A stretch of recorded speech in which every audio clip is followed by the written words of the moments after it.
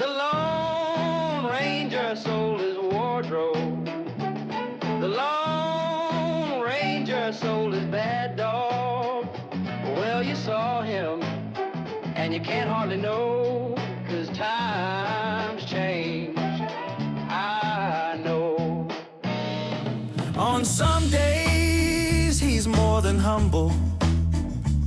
On some days, he's cold and mad, mad as hell. Well, you saw him, and you can't hardly know. It's so strange. Well, I know. Those lakes of golden water, those lakes of gold are all running out. Well, you saw him, and you can't hardly know. It's so strange. Well, I know. Joy, joy, joy. Work, work, work harder.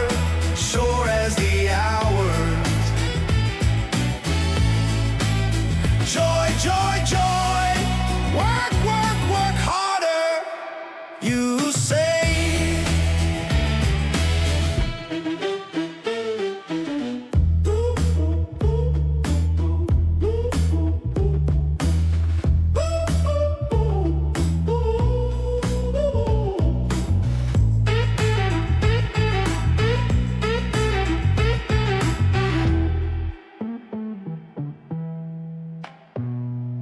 On some days, he's more than humble. On some days, he's cold and mad, mad as hell. Well, you saw him, and you can't hardly know. It's so strange. Well, I know. Those lakes of golden water, those lakes of gold are all running out. Well, you saw him, and you can't hardly know. It's so strange. Well, I know. Joy, joy, joy. Work, work, work harder. Sure as the hours. Joy, joy, joy. Work, work, work harder. You say.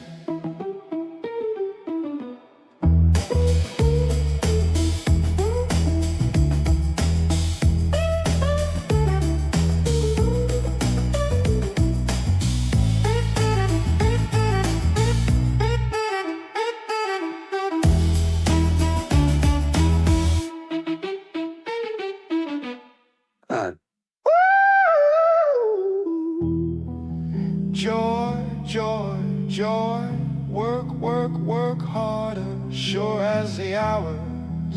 Joy, joy, joy, work, work, work harder, you say.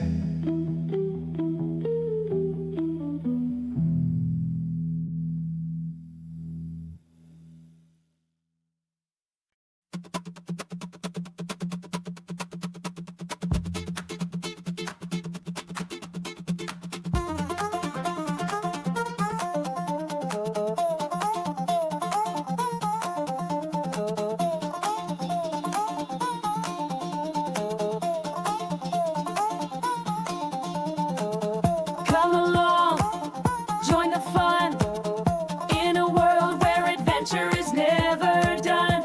Every corner we turn, a new friend in tow. It's time to start the magic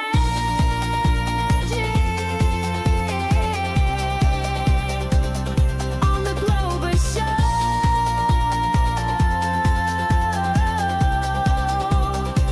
It's time to learn and grow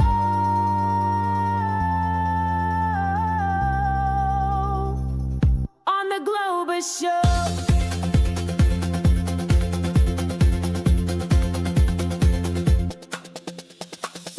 See the sights, so much to know. Across the lands, together we go. Hand in hand we join the flow. Discover wonders in the Globus Show,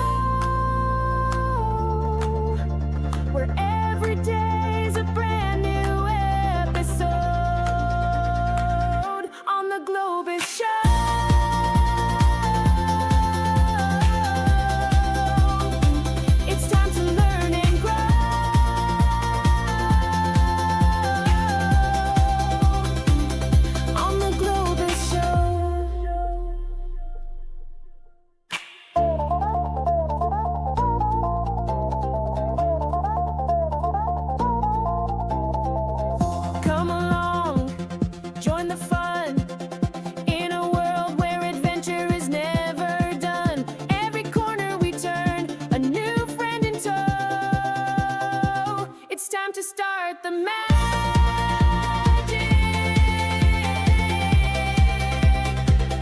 on the Globus Show.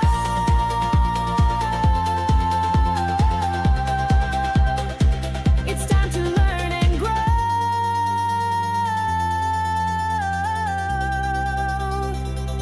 on the Globus Show. See the sights, so much to know across the land. Together we go, hand in hand we join the flow. Discover wonders in the Globus Show,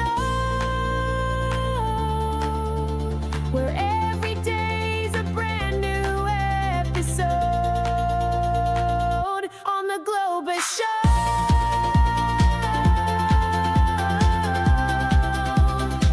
It's time to learn and grow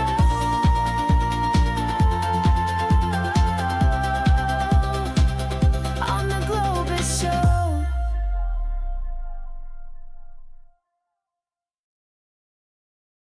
What's up, y'all?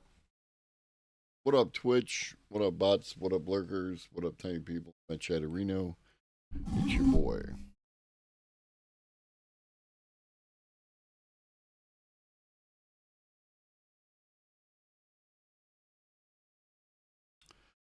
It's your boy.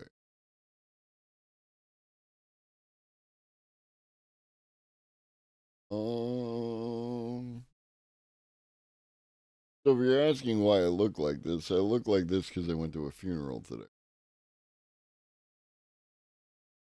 Didn't have time to get changed or anything. And I figured I'd give you a different look. So we got my going out glasses and my shirt and tie. I'm not putting the jacket back on. That is rather warm, especially for doing a stream.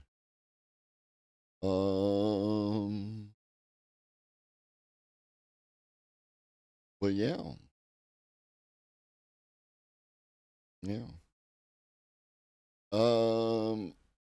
Let's get right into it. So one of the things that comes up when we talk about AI is how it's, going to destroy creativity or some horseshit.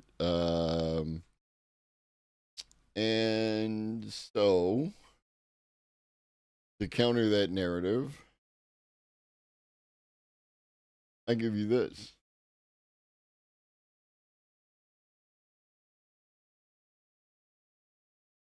And then I back it up and start over. I forgot to turn the desktop audio on.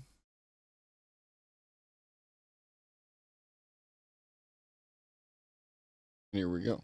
Hello friend, it's me again, and welcome to another day of me recreating songs with my mouth. So today we are doing The Distance by Cake, and you know what?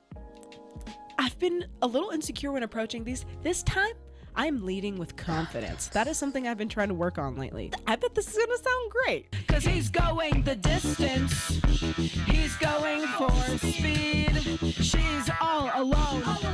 But really, who knows? It can really go many ways, but we're gonna find out. Also, I wanted to address something because it has come to my attention that most of the people that watch my videos are not subscribed. So, hey, help a girl out. If you like what I'm doing, if you like my videos, you want to see more of them, subscribe to my channel, like the videos. It would mean so much, and I just appreciate you all supporting me and supporting me having just so much fun. Alrighty.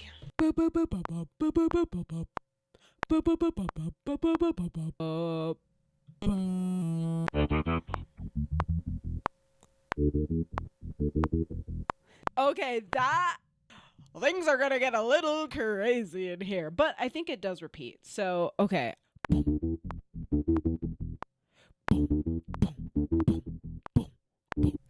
I made a mistake. You should not record the bass before the drums. Mistake. Don't do that again on A's.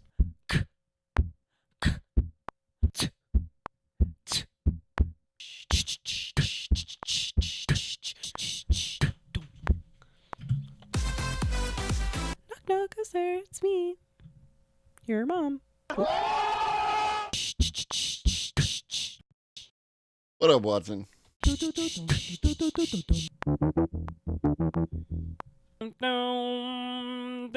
We're exploring the human creativity, which has totally been destroyed by AI. That's sarcasm.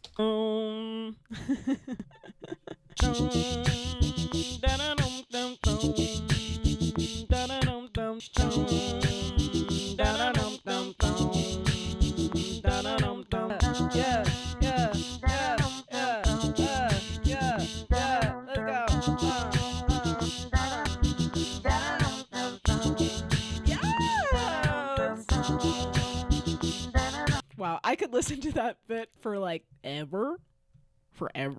Reluctantly crouched at the starting line, engines pumping and thumping in time. They burn through the doors, their prowess is potent and secretly stern. Okay, I'm gonna need to work on this.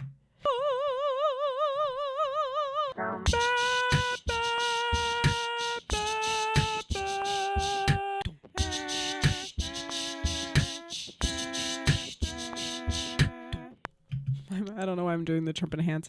It's so beautiful. We're shamelessly using Melodyne this time around. I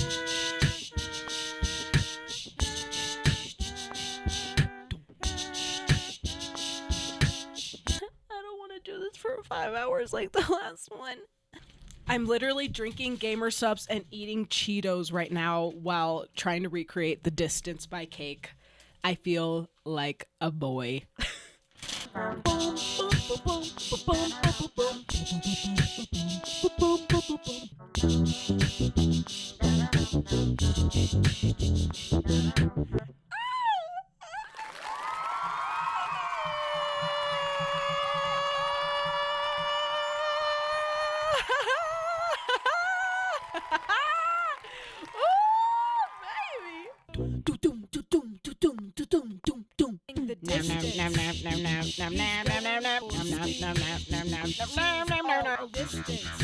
That's good.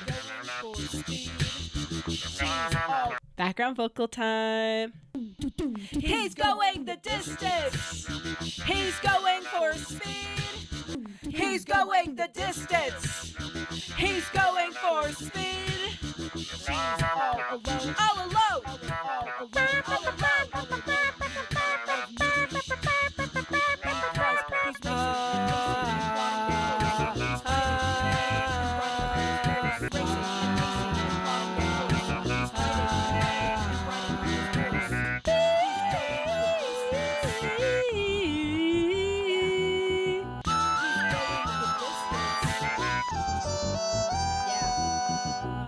Reluctantly crouched at the starting line, engines pumping and thumping in time. The green light flashes, the flags go up, churning and burning, they yearn for the cup.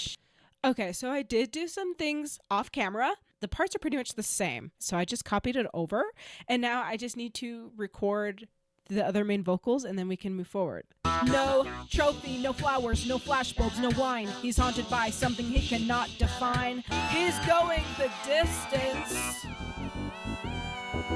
Hey! Okay. I am excited.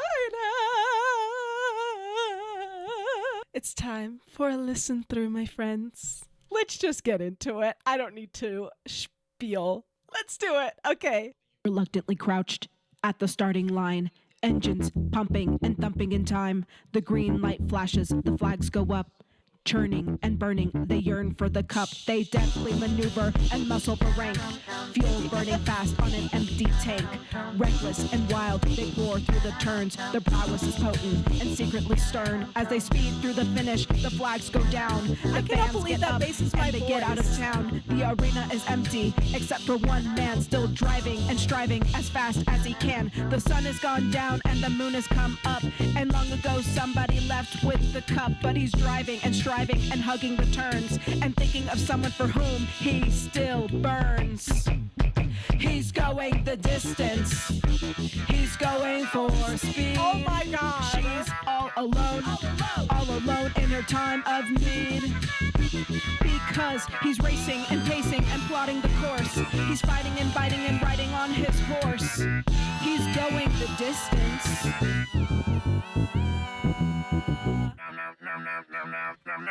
Yeah.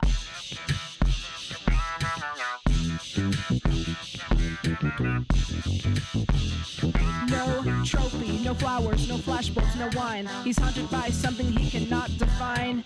Bowel-shaking earthquakes of doubt and remorse assail him, impale him with monster truck force. In his mind, he's still driving, still making the grade. She's hoping in time that her memories will fade, cause he's racing and pacing and plotting the course. He's fighting and biting and riding on his horse. The sun has gone down and the moon has come up. And long ago somebody left with the cup, but he's striving and driving and hugging the turns and thinking of someone for whom he still burns. Cause he's going the distance, he's going for speed. She's all alone in her time of need.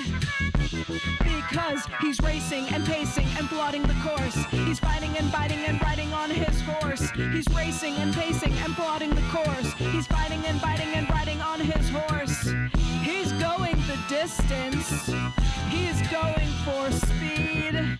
He's going the distance. Hey! Wow, I cannot believe how that turned out. I am so proud of this and was just so amazed by what was my voice. Like, it's amazing what you could do with plugins and just a microphone. Thank you for sticking around. I've truly appreciate it. If you have more songs, feel free to suggest them because I will not stop doing these videos. I love them so much. Thank you for joining me. It means the world. Bye.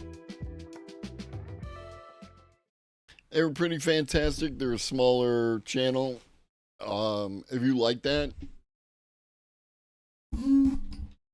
no.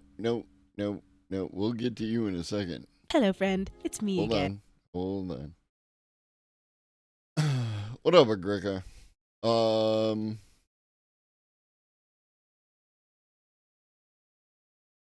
Yeah, it looks like they do a bunch of that, and that's cool. And they also have a video about getting my fallopian tubes removed, which is wild. So yeah, and looks like they got a little album on here, everything. Some original audio. Go check them out. Go give them support, like that. On the different end of the spectrum, different thing, I found this channel yesterday. And they do stuff like this. But this is AI. What up, Chef?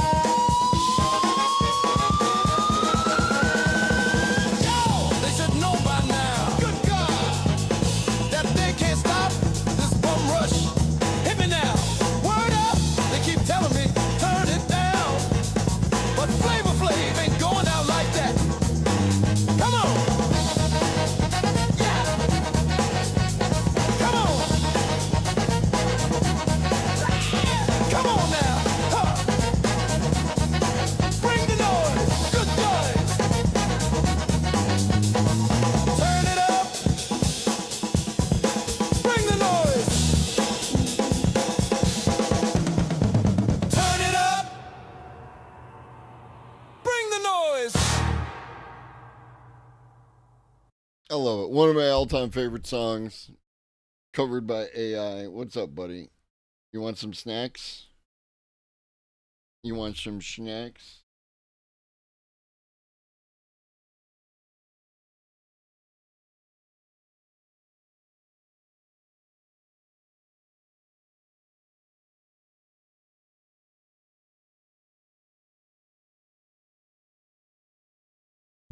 You know how this works, sir. You got to get in the chair.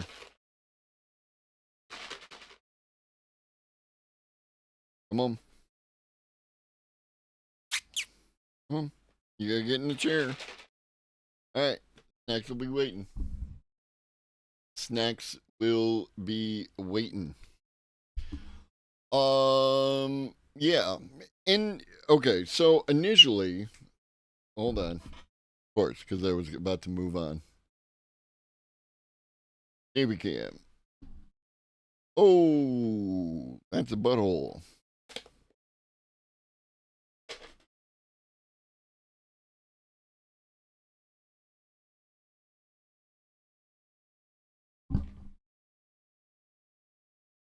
Stampy snacks. Get you some Stampy snacks. We're running low, chat. We're running low. Gotta hit the plug for a re-up.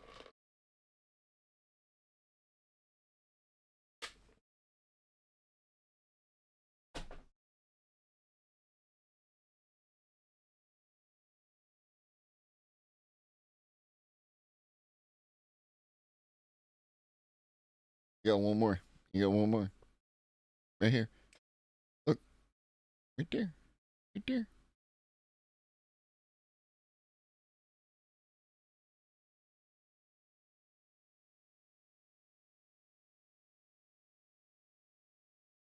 You happy?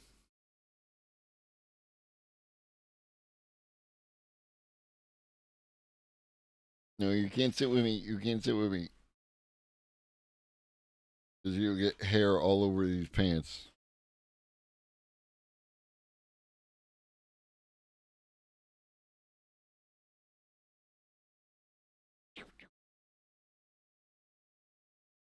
I know. I know.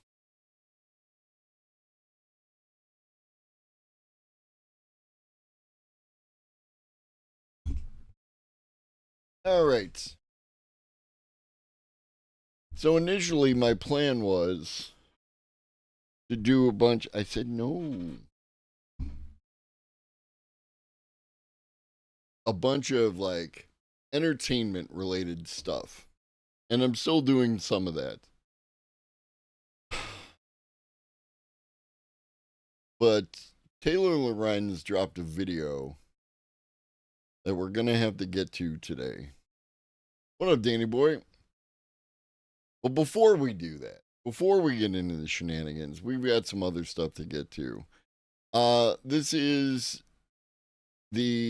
from 4 weeks ago, but we missed it. Moises AI Studio.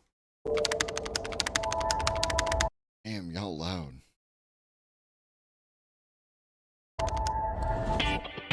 Nah, I went to a funeral, homie.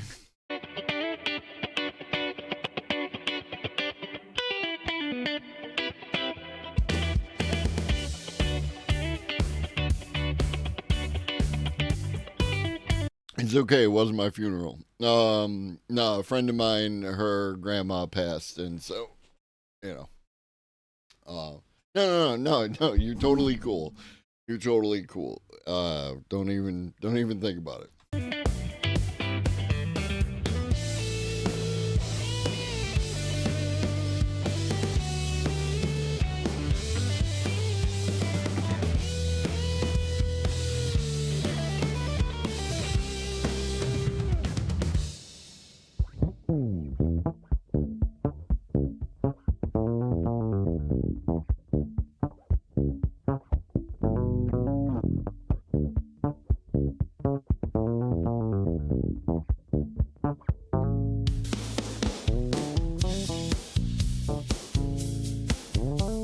Take care, Danny boy.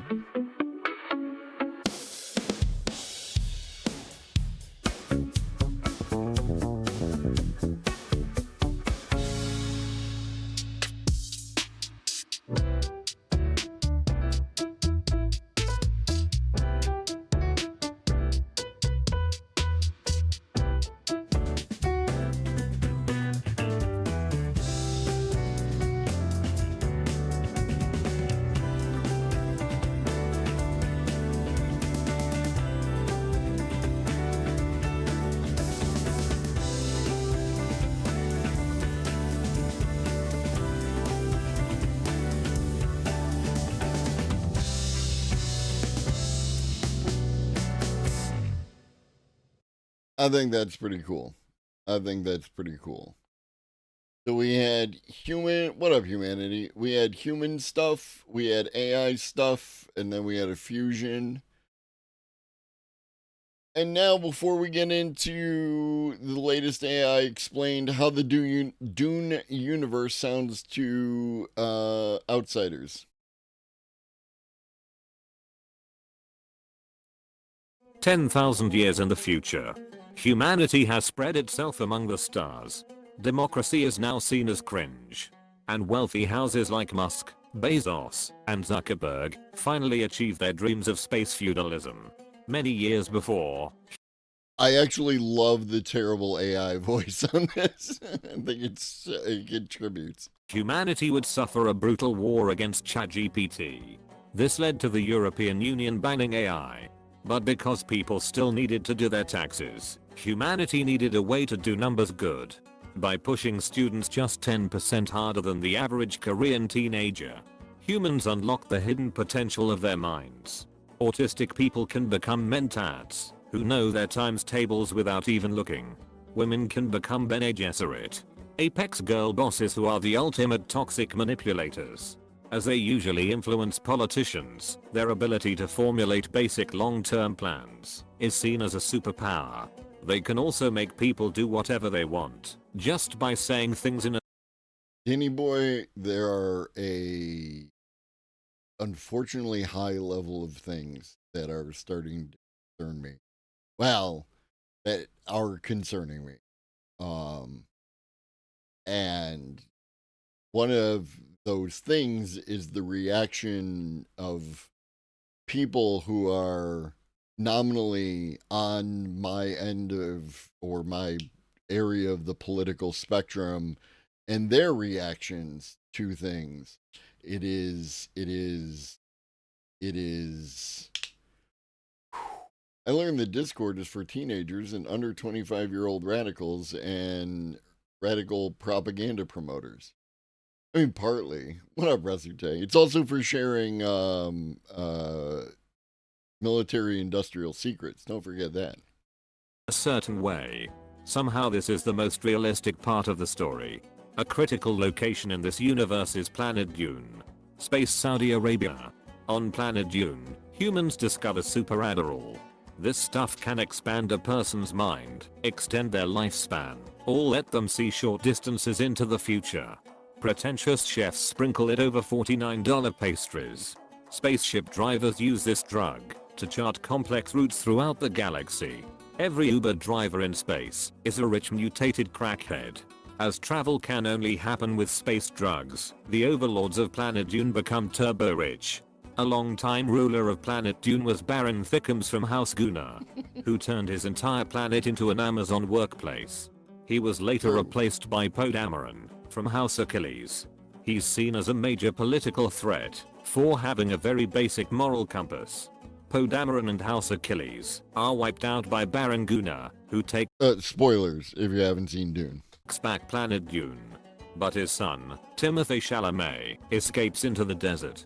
Befriending the native Saudi Arabians, little Timmy learns to live in the desert. True, Danny boy. This is helped by learning to dance while walking and wearing a suit that lets him drink his own piss. By using turbo drugs, Timmy can see the 14 million possible futures. With the help of his girl boss mother, he convinces the Saudi Arabians that he's a god. He then starts a holy jihad that kills 6 gazillion people and becomes leader of all the things. This makes him sad. After Timothée Chalamet becomes too expensive, his son becomes the god emperor of mankind. Using his 10,000 IQ, he figures the best way to protect humanity is to traumatize them with a 3,000-year religious dictatorship. By becoming Space Hitler, the Emperor scares humanity into fracturing across the stars. Never again would they be seduced by religious prophets, protective authoritarians, or the glory of empire. The Emperor was also a half-worm genderless eugenics expert who was allergic to water. This What up, T-Minus? is considered the best science fiction story of all time.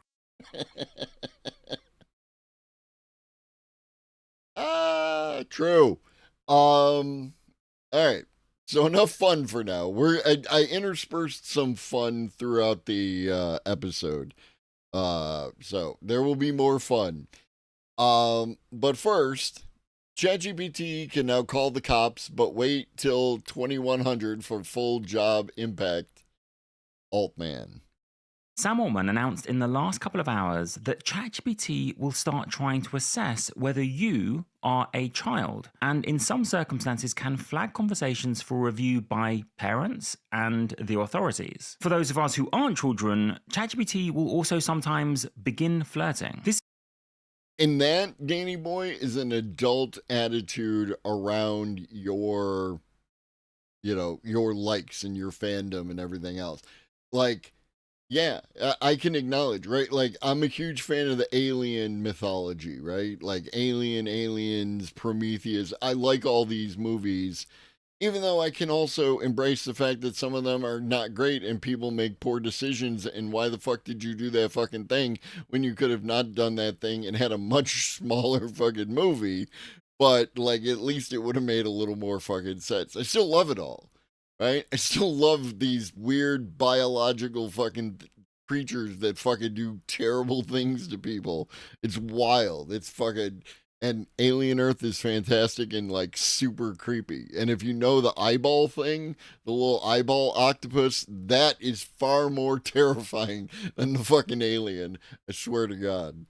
This video then will give you the 5-minute TLDR on this announcement, which is not unique to ChatGPT, by the way, as well as some other things Sam Altman said this week that 99% of people may have missed, but a good chunk of those I got the different glasses on, I'm wearing a shirt and a fucking tie and no hat, and it's a whole different vibe. I appreciate everyone who is able to overcome that. It will not be a constant thing. It's just I really didn't have time to change, and it felt like fun to just do the thing. Good here. First, the classic corporation speak, which is that OpenAI are building toward... No, I don't hate you, Danny. I love verses, right? Like, I'm in for the whole aliens thing, and I'm in for the whole fucking Predator thing, even though some of those are not objectively good.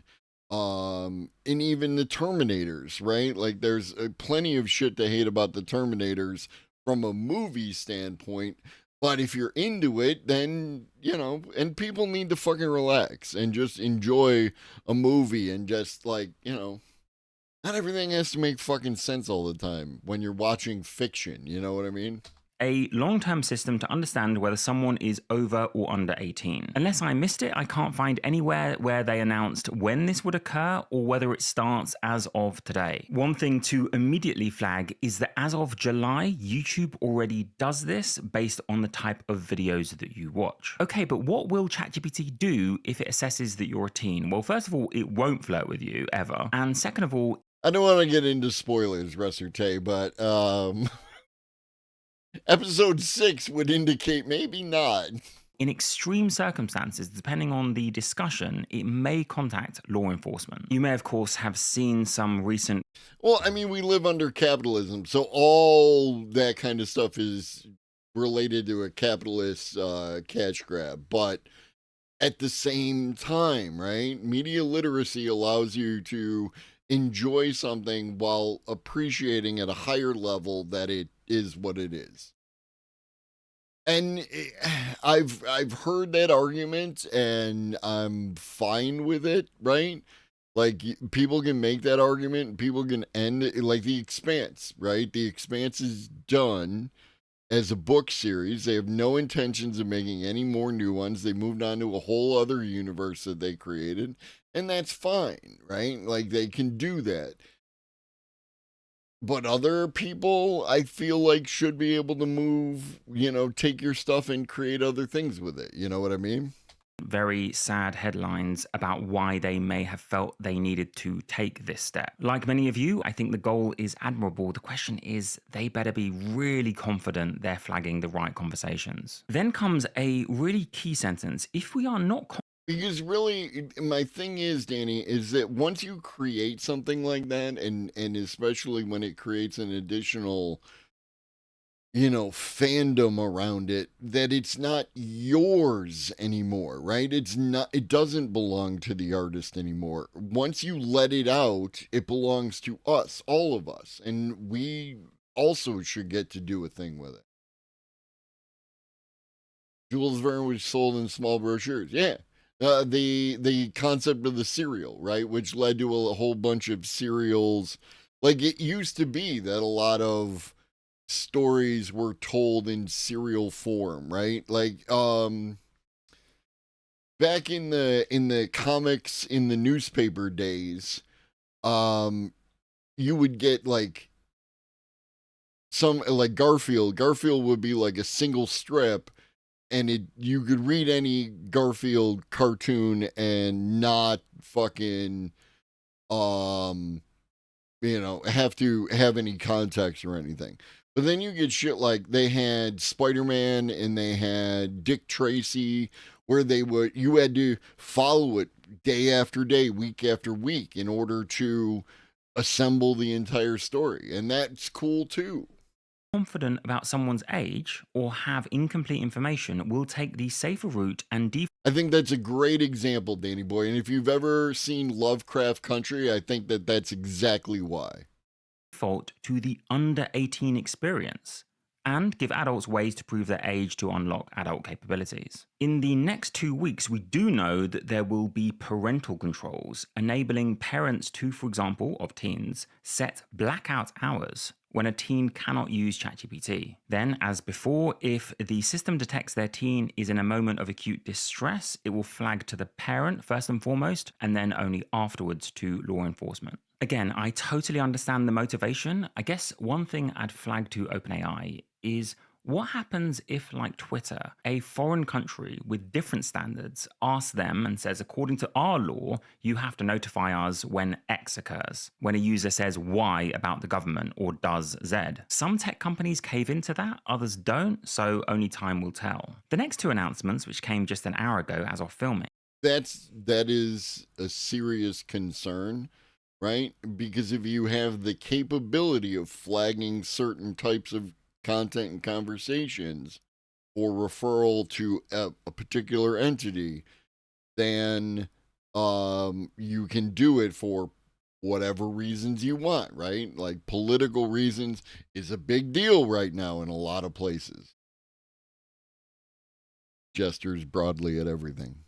might have been missed. OpenAI say that they want to give the same level of protection to your conversations with AI as you might have with your conversations to a doctor or to a lawyer. They say that people are increasingly turning to AI for sensitive questions and about their private concerns. Interestingly, we learned today exactly what percentage of people are turning to ChatGPT for different reasons. I spent about half an hour analyzing this image earlier, and it's pretty fascinating to see how people use ChatGPT. Exactly. According to this, for the web version at least, only 4.2% are using it for coding. That compares to 10% to be tutored or taught something, and even 5.7% for fitness, beauty, self-care, or health advice. I was also kind of shocked how creating an image was a less used capability than translation. You may of ChatGPT, right? I don't think that ChatGPT is a particularly great image generator.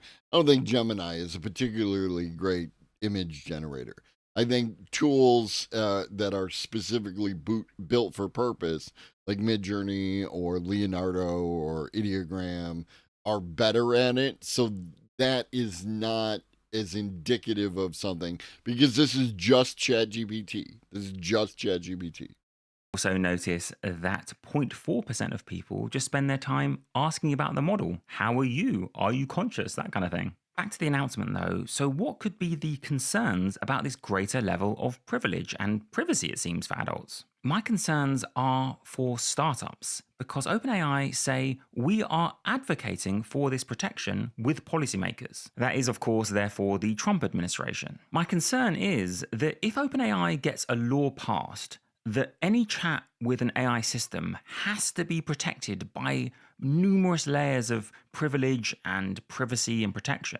While that sounds good initially, like needing to pass the bar to become a lawyer, it raises the bar literally for all startups and open source initiatives. Or at least it could force them to go through all sorts of hurdles. That's my concern. Yes, I know OpenAI will claim that...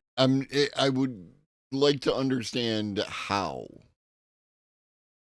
Right? It feels counterintuitive. So I would have hoped he would have expanded on that, and I don't know that he's going to.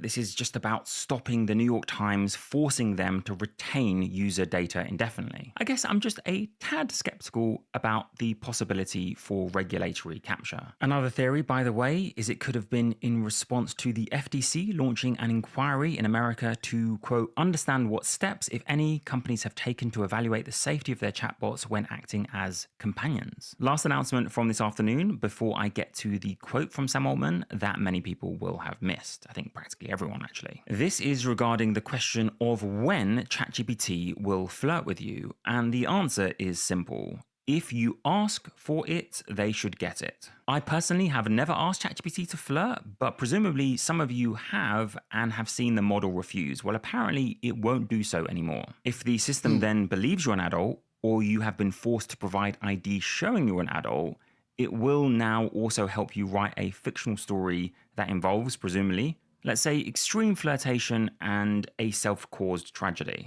I guess you could summarize all of these announcements is that they're great if we could perfectly trust OpenAI to implement them correctly. Yeah. If those were the announcements, what was the quote that almost everyone missed? Well, first, for some context, here's what Sam Altman was telling lawmakers in the US in private in 2024. I want to talk a little bit about the workforce, but Mr. Altman, when we met last year in my office and had a great conversation, you said that upwards of 70% of jobs could be eliminated by AI. Oh, also, I have a notification for today because I can't remember who made the claim. It might have been Anthropic. It might have been somebody else, but somebody... What up, Pharaoh? Somebody said something about 90% of code written by AI. I don't remember the context, but I put it into my calendar. And as far as I know, at this point in time, that is not the case. No one is 90% of their code being written by AI at this point in time. So, L for them. AI, and you acknowledge the possible social disruption of this. If that's happening, we have to prepare for it. We're not going to stand in the way of the incredible opportunities here. Now, Sam Altman did not backtrack from that quote when speaking to the Senate, but here's an interview he did just a few days ago with Tucker Carlson. You'll see for yourself. Fuck that guy. But he implies that it could be towards the end of this century that the job ramifications fully play out. There's going to be massive displacement, and maybe those people will find something new and interesting and lucrative to do, but how big is that displacement, do you think? Someone told me recently that the historical average is about 50% of jobs significantly change. Maybe they don't totally go away, but significantly change every 75 years on average. That's the half-life of the stuff. My controversial take would be that this is going to be like a punctuated equilibrium moment where a lot of that will happen in a short period of time. But if we zoom out, it's not going to be dramatically different than the historical rate. Like we'll have a lot in this short period of time, and then it'll somehow be less total job turnover than we think. Some may say that's a case of giving different opinions in public versus in private. Others might say, well, he's just changed his mind. I've spent the last week or so preparing a video for my Patreon on this fascinating paper, Why Language Models Hallucinate. And We have a video about this paper a little bit later in the show. I'm trying to get an interview with the author. Essentially, it argued that we already have a literature on misclassification in machine learning models. Years before language models, we figured out why it's intractable how classifiers can sometimes get wrong. Is this a cat or is it a dog? What the paper does essentially is map the problem of classification to that of generation, i.e. language models. Because we force models to output one response rather than a problem. Spoilers, you got a video on Patreon. You advertise it and then you move the fuck on. You don't fucking spoil the other video that we're going to watch later, Philip. Probability distribution of responses, they're essentially forced to sometimes BS. Multiple choice benchmarks, like my own simple bench, are part of the problem because it always rewards guessing over saying I don't know. Solving that will be a socio-technical problem. But anyway, that was the massive summary. That's not the point of this video. But I wonder if Sam Altman read this and is gradually adjusting his opinion. The paper was so thought-provoking for me, and it'll be linked in the description. It created this grid on what the blockers are to the singularity and how they can be overcome. Kind of got carried away and created visualizations for each of the categories. But anyway, that's for another day. But I do want to be fair to Sam Altman because he's often vilified for changing his mind, but he's not actually the only one. There's one figure who's almost universally praised, and I respect him massively. He comes from my neck of the woods, Demis Hassabis, and people say I sound like him. Of course, he's the Nobel Prize winning leader of Google DeepMind. But let's just say he's capable of his own about turns. It's not just Sam Altman. Back in December of 2023, I think Apparently it was, or no, this is something else. Never mind. I was one of the only people to really focus on a particular quote from Demis Hassabis. And you listen to the hype he attached to Gemini. I think this was Gemini 2 or 1.5 Pro, beating human experts. We started seeing that Gemini was better than any other model out there on these very, very important benchmarks. For example, each of the 50 different subject areas that we tested on, it's as good as the best expert humans in those areas. Did you catch that? In 50 different domains, different subjects, better than human experts. Now, I debunked that quote both at the time and more recently, so I'm not going to debunk it again. But here Demis Hassabis is, just the other day, dunking on competitors and how their leaders say that the models are as smart as experts. That's not something he would ever... Like before, I will fight the fight and win the war. What up, Hydran? Back 3 months.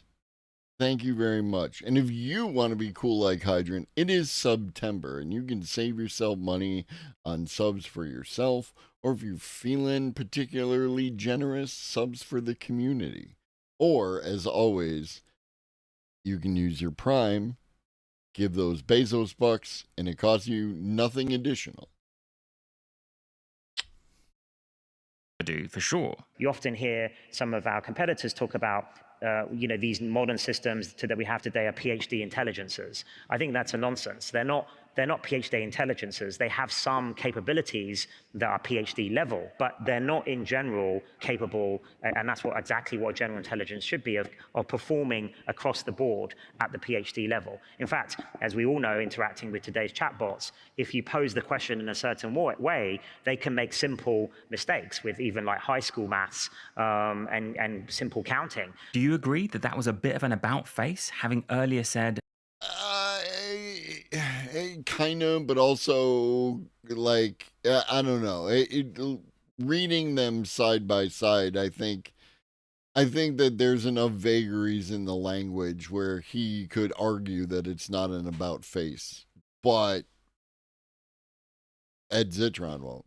That Gemini Ultra was as good as the best human experts in 50 different subjects. For me, this is a deceptively interesting time in AI for all of the reasons given in this video and far more. Almost every week, there is a significant improvement in how language models can help us code and do software engineering. And yes, I do think that's relevant even if you don't code. One of my goals for perhaps the end of this year or maybe next, is to show how you can build a production level app just with the help of AI. That's even without a coding background, by the way. Now, I guess that would be creating your own job, but the more traditional path would be using a job board like this one from the sponsors of today's video, 80,000 hours. You can use my own link found in the description to take you to this job board, which is updated, I was going to say almost every day, but I think it's multiple times per day. These are real jobs from across the world, some of them remote and some of them in person. The focus is, of course, on having a positive impact, and the jobs, as you can see, are sourced not just from AI labs or universities, but also think tanks and other organizations. Again, if you want to check them out, do use the link in the description. So which of those for you was the most interesting announcement? For me, they're all interesting. From the deeply technical, like the Hallucinations paper, to the deeply social and emotional, like the child protections. Thank you anyway for watching this brief recap, and as always, have a wonderful day. Welcome. All right, up next, Flashbang AI Daily Brief, GPT-5 Codex in the Year of Agentic Coding. Back to the AI Daily Brief.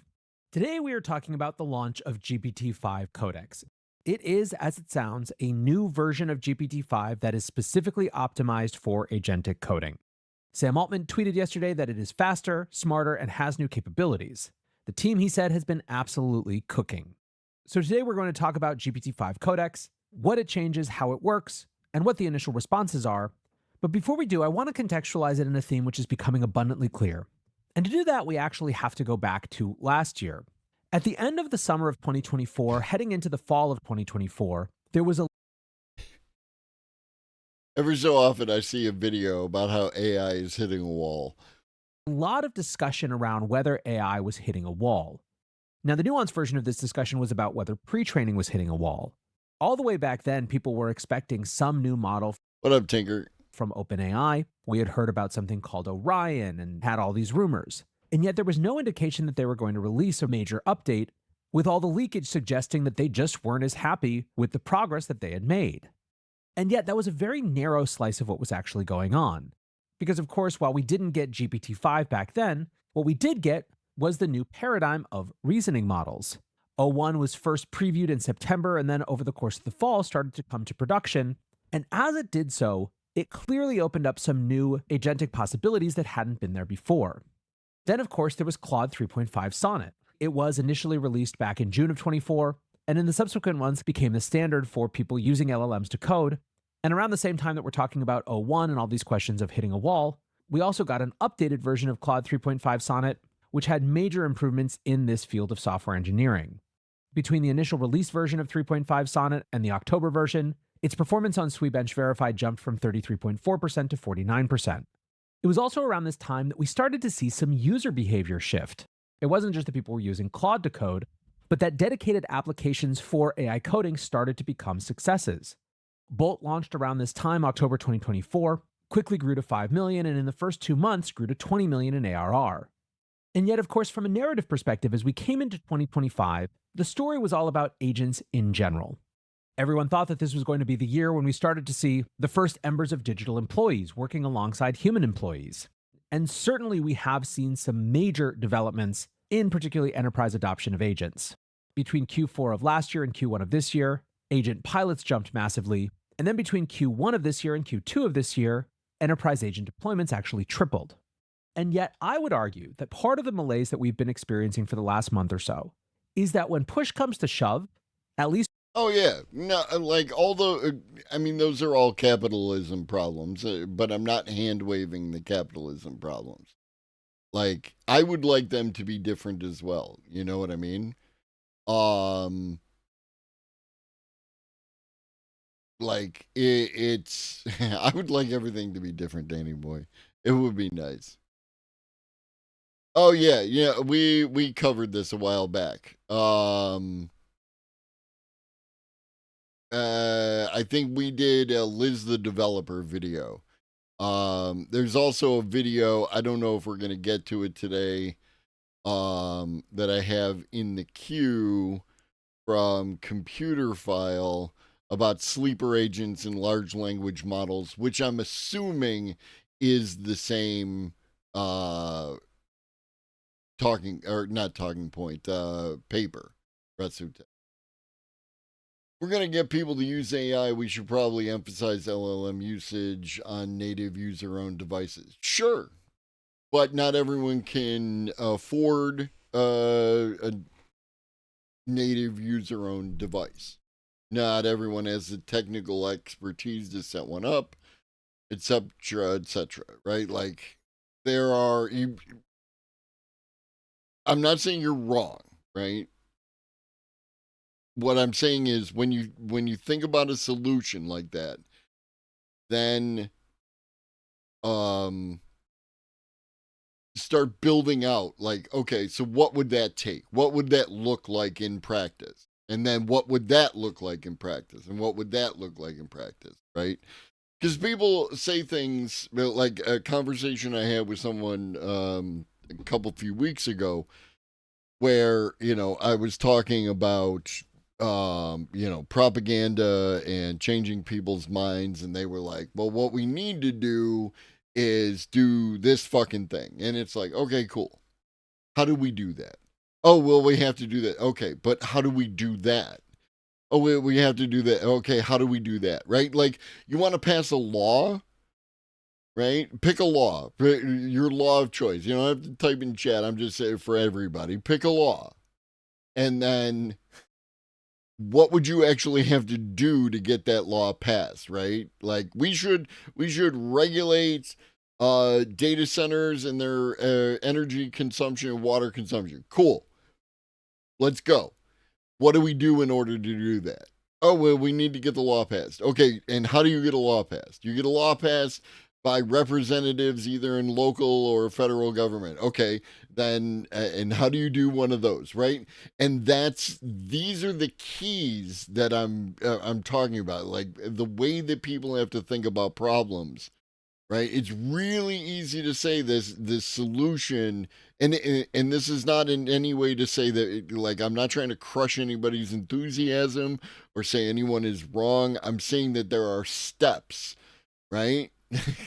Like, if I want a peanut butter jelly sandwich, there are steps between me sitting in this chair and me having a peanut butter and jelly sandwich.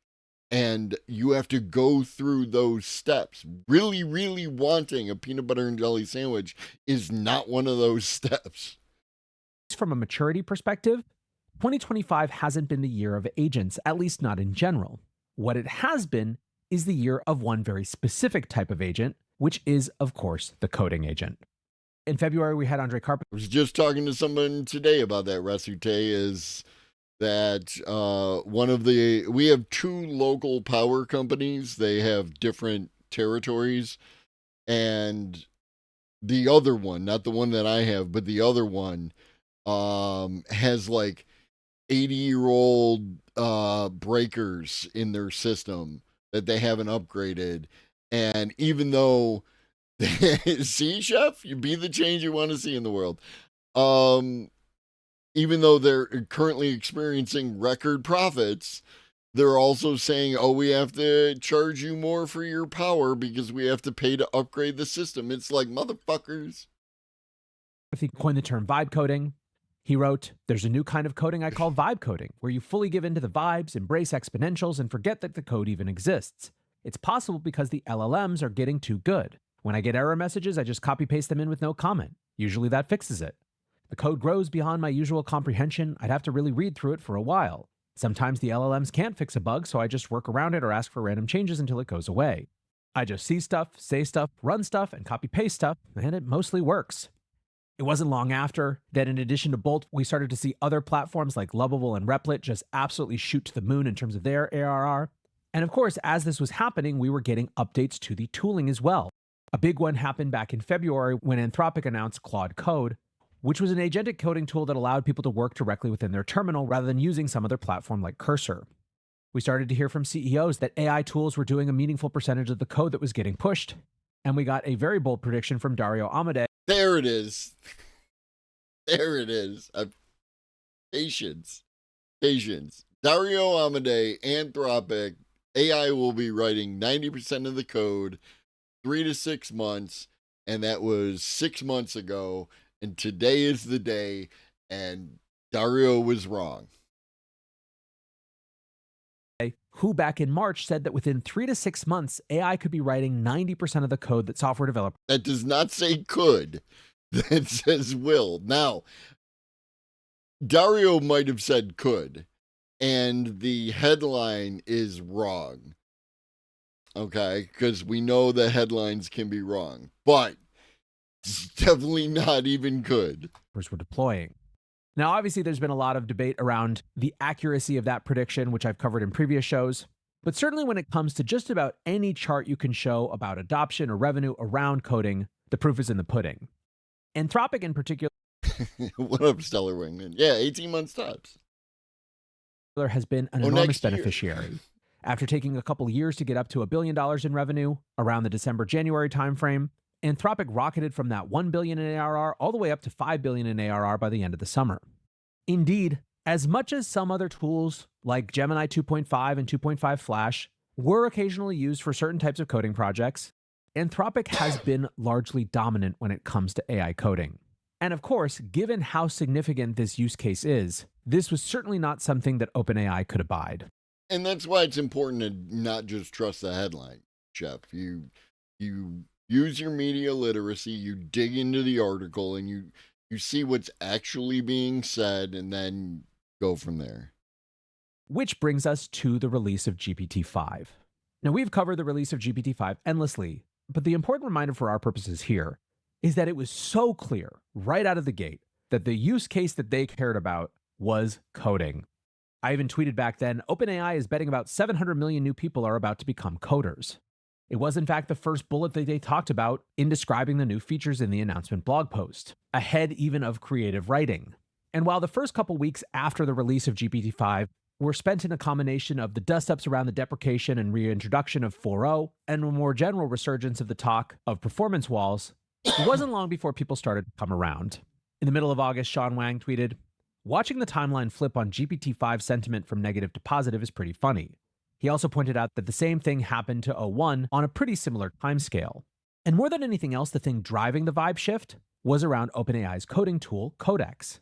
At the beginning of September, Sam Altman tweeted, "Really cool to see how much people are loving Codex. Usage is up 10x in the past 2 weeks. Lots more improvements to come, but the momentum is so impressive." On the same day, Jan Peleg tweeted, "Codex CLI hype is real. GPT-5 high in Codex is great. Stays on track much longer than Opus, never gives up on your task, much longer context window, etc." And as recently as yesterday, we talked about how some discussion had shifted to how significant the development of coding agents were going to be in the quest for AGI. And as I was pressing send on that piece, we got this update from OpenAI, the release of a new version of GPT-5 Codex.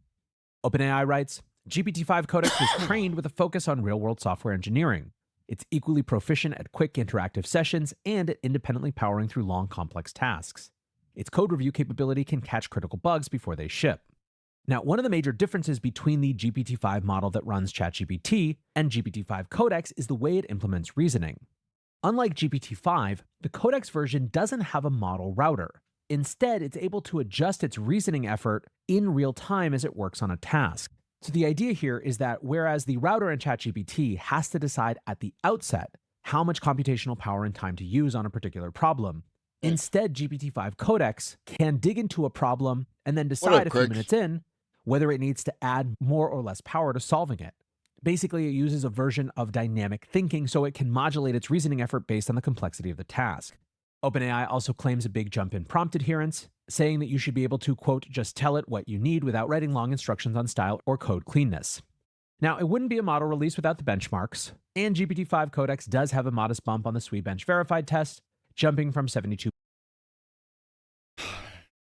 Chef, it's an unfortunately common problem that when you say AI or you talk about AI, certain people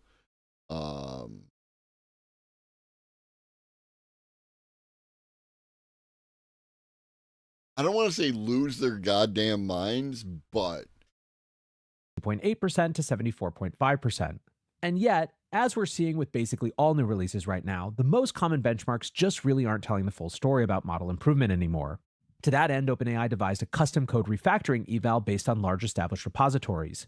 While GPT-5 High got 33.9% on those code refactoring tasks, GPT-5 Codex jumped all the way up to What up, Bull Lobster? You know what I'm talking about. 51.3%. So when it comes to the significance, there are a few things here. Variable thinking, like we were just talking about, is clearly one of the big parts of this. Swix posted the token usage distribution chart during internal testing and commented, "This is the most important chart on the new GPT-5 Codex model. We're just beginning to exploit the potential of good routing and variable thinking. Easy responses are now greater than 15 times faster, but for the hard stuff, 5 Codex now thinks 102% more than 5. Same model, same paradigm, but bending the curve to fit the nonlinearity of coding problems in LLM use cases." And this idea of token efficiency is really starting to come to the fore. For a long time, it's sort of been like everyone just uses the most state-of-the-art thing, especially on the development side. But as use cases get more complex, and that complexity is expressed in token consumption, and token consumption is expressed in cost, and cost is starting to be expressed in shifting business models that are based on usage rather than bulk rates, the efficiency of models is starting to matter alongside just raw capability. So My friend who works for the Amazon fulfillment company was literally talking about this today, and like how his company has over the past 2 years gotten incredibly efficient with their tokens, to the point where they no, not AWS, when you order from Amazon, not every company, and it says fulfilled by, this is that one of those companies. And they're big, they're huge. But they're their own entity at the moment.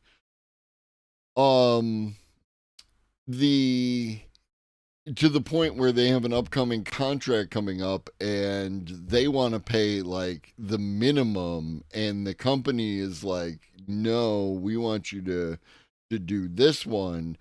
And they're like, well, you got 2 options, baby. You can give us the contract that we want, or we'll sign the contract that you want for 1 year, and you're going to be replaced by the end of that year. So, someone said all AI reports to Elon. That is an opinion you can have, Chef. again writes, developers are going to prefer the model that sips or spends tokens according to task difficulty. Why spend $200 on a chonky plan if you can get $20 on a competitor who takes efficiency seriously? This is perhaps the most important H per M of inference time compute. AI engineer Daniel Mack actually thinks that the variable thinking and the ability to adjust effort while in the midst of solving the problem shows, as he puts it, a spark of metacognition. He says this represents AI models beginning to think about their own thinking process, the exclusive domain of human minds until now. More simply, from a business standpoint, Theo writes GPT-5 Codex is I think you, when people say shit like that, like, and we've talked about this before, like there's mimicking of behavior, right? And how the mimicking of behavior could potentially reach a point where it's indistinguishable from the behavior itself. And like, you can talk some shit about like, well, it doesn't really understand, or it doesn't really do this, it doesn't really do that, it's just mimicking. But just mimicking can still be incredibly powerful. You know what I mean? I heard an episode of a show called Radiolab where that spoke with a guy who had a very interesting story that ended up with him using AI to match drugs to illness that they were not originally licensed for. Not saying they were treatments, but possible candidates. Twitch is having a time today. I'm not dropping any frames, but I've had some issues connecting to like just my front page on Twitch. And I just saw that Twitch chat disconnected for a second. But hopefully everything's good on y'all's end. But possible candidates for further research. It made me think of you and all the possible good and bad outcomes. I can share the link if you're interested. I believe you share the link, but I believe that I'm aware of the thing.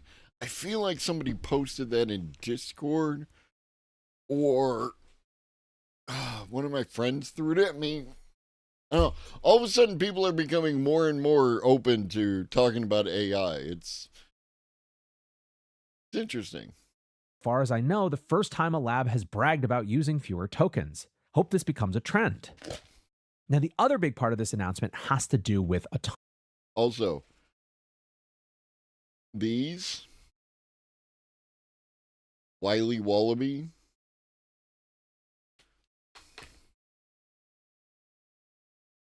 good as shit. They're fucking amazing. What's that bullshit around my neck? I went to a funeral and I didn't change out of my costume. This is, and these are my other glasses.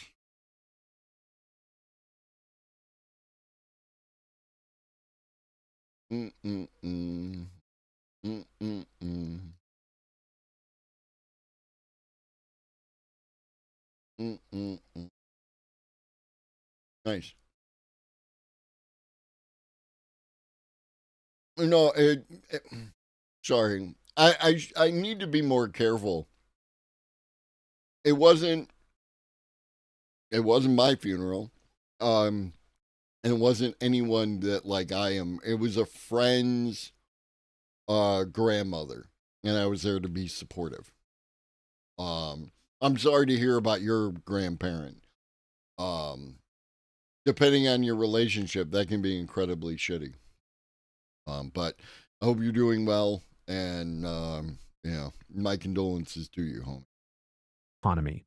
You heard in that sentence at the top of the description in their blog post that GPT-5 Codex was trained to focus on independently powering through long, complex tasks.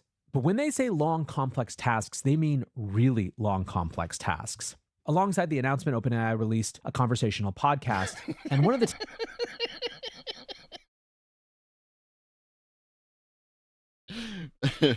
but we shouldn't speak ill of the dead, old lobster, I've been told.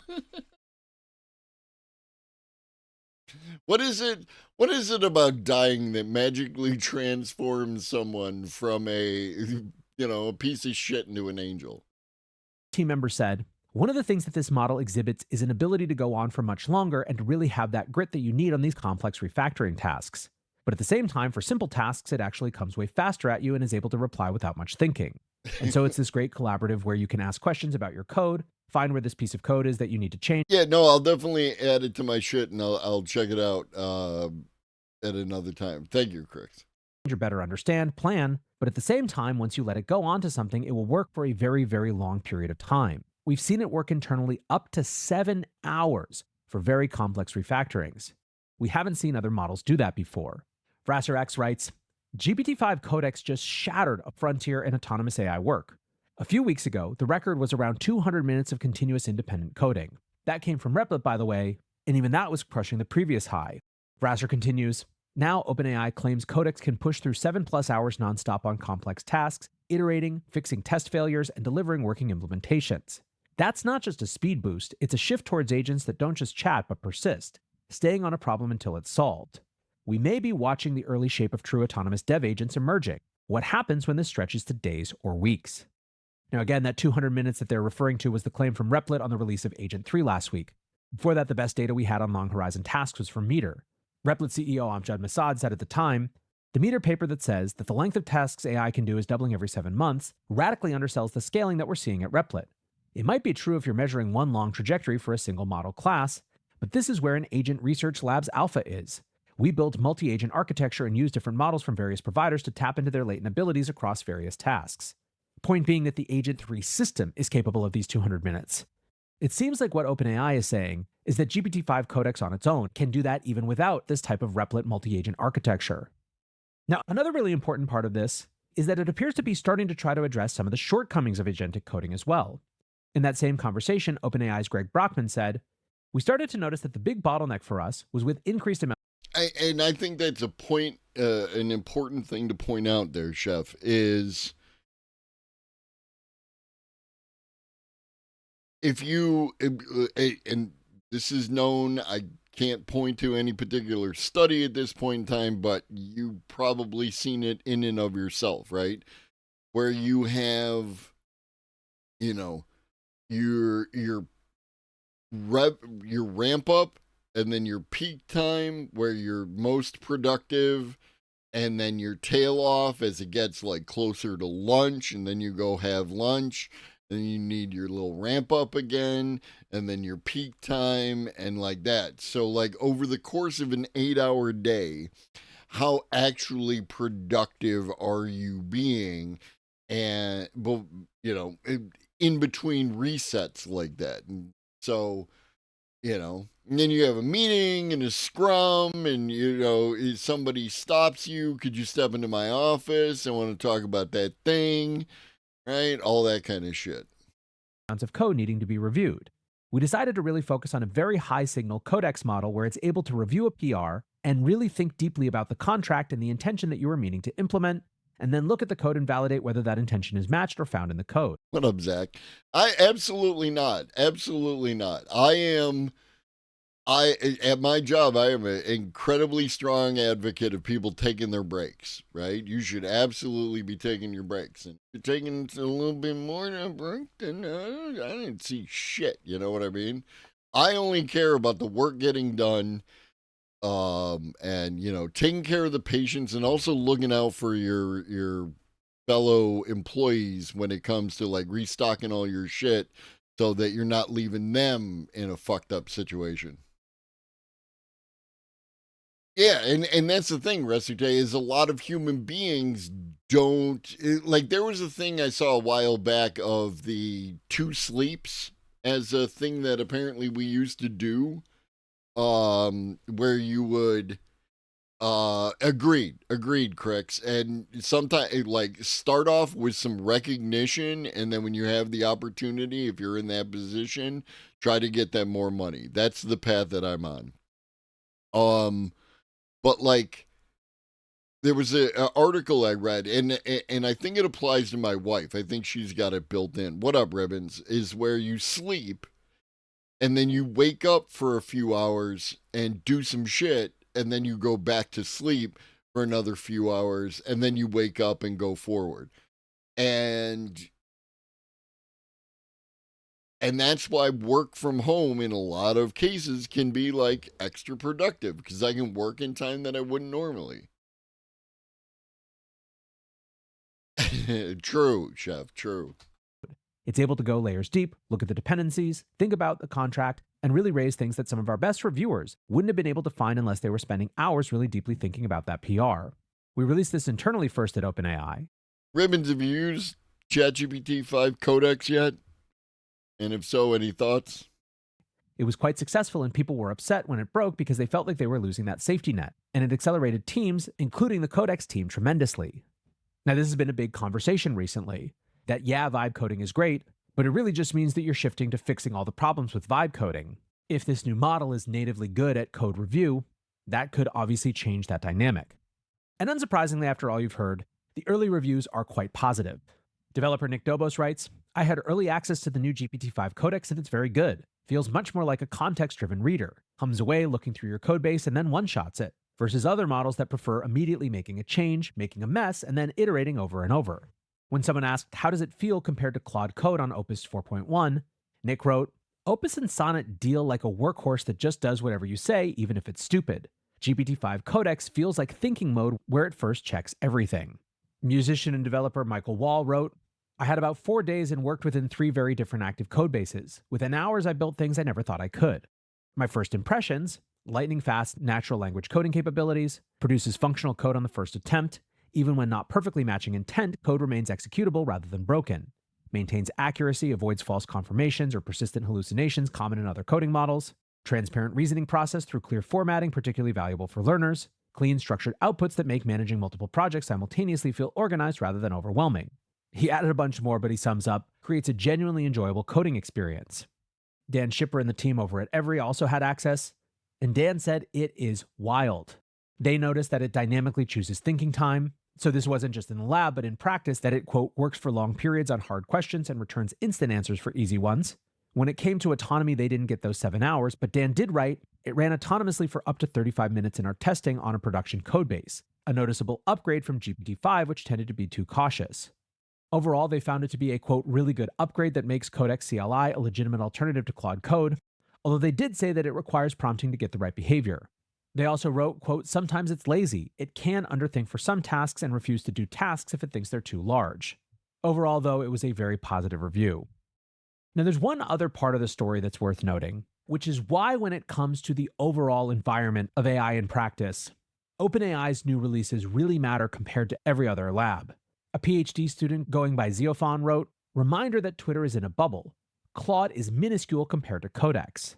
And while there was a bunch of comments quibbling with methodology, the point that they were making is that while all of us who are either producing or listening to this show are hyper attuned to the developments of the particular labs, for more passive consumers of AI developments, there is an absolute premium placed on what OpenAI does given its stature in the field. Now, while the overall conversation has obviously been wildly positive, you are starting to see the emergence of some discussion of whether the labs are actually over-focusing on this area. Professor Ethan Malik tweeted, the problem with the fact that the AI labs are run by coders who think code is the most vital thing in the world is that the labs keep developing super cool specialized tools for coding, but every other form of work is stuck with generic chatbots. He continues, yes, every other company on the planet is rushing to release AI tools for other forms of work, but if you don't own a frontier LLM and you can't train specialized models to go with your specialized AI for X interface, you are limited in what you can accomplish. Now, Rune from OpenAI commented, this is good and optimal, seeing as autonomous coding will create the beginning of a takeoff that encompasses all those other things. Basically encapsulating what we were talking about yesterday with regard to coding's role in achieving AGI. Ethan playfully quipped, coder says what? Joking, yes, I get that there is a plausible reason why coding is elevated the way it is in labs, but it still leaves almost all work and workers and students out of the really interesting part of rapid AI development that only programmers get to see right now.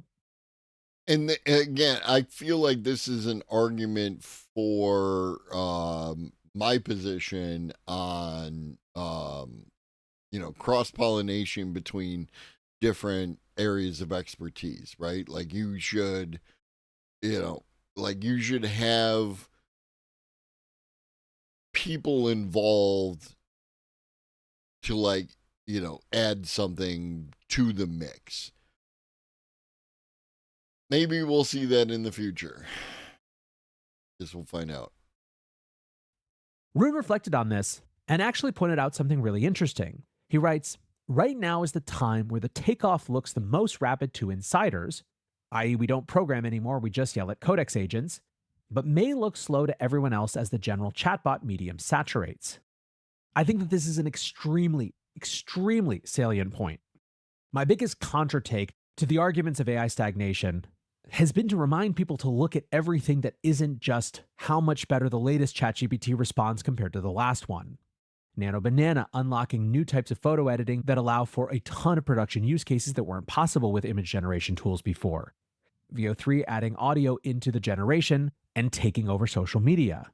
And of course, the coding tools totally shifting how everything in the world gets built. So I think that the gap that Rune is identifying here is true.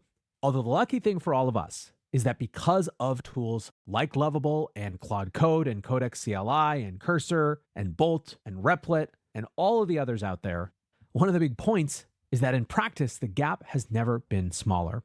So if you haven't yet, go out and try the new tools, report back on how they work. For now, that's going to do it for today's AI Daily Brief. Appreciate you guys listening or watching as always. And until next time, peace. Next up, OpenAI reveals why AI lies and it's our fault. Color me Kel Surprise. We've been training AI to lie to us One of the biggest mysteries of generative AI has been AI hallucinations, when the model just makes up fake information and we don't know why. We just accepted they were weird, like the model's brain glitched and spat out nonsense. Maybe it was bad data, maybe it was broken math, maybe some mysterious black box magic we didn't understand. But OpenAI just dropped a new research paper, and it turns out hallucinations aren't random at all. And they found the reason why AI makes stuff up, because we've trained it to. So let's talk together why hallucinations happen and how we can actually stop them. And don't worry, you do not need to be a developer to understand this. You just need to be a human curious about AI. And as we go through this, I'd love to hear from you. Ask your questions, drop your stories in the comments. I might feature a few in a future video. So the first big takeaway from this paper is kind of wild. AI hallucinations aren't caused by bad data or broken code. They still happen even when the training data is perfect. The real problem isn't what the model learns, it's how we train and test it. Think about it like this. You're sitting in front of a 100-question multiple choice exam. If you leave a question blank, you get 0 points. But if you guess, even with no clue, there's no penalty. So what do? You guess every single time. That's exactly what AI models are doing because we literally train them to do this. If you've seen my earlier video where I explained reinforcement learning, you know we basically train models like kids who want to be rewarded with lollipops. Give the right answer, you get a lollipop. Say, I don't know, no lollipop. Over time, the model learns one thing, always say something. That's why you get confident sounding wrong answers, fake citations, and numbers that seem totally legit, but aren't. The AI isn't lying, it's just doing exactly what we've rewarded it to do. Never admit what you don't know. Have you ever caught AI giving you some complete... Humans would train something to never admit that you don't know?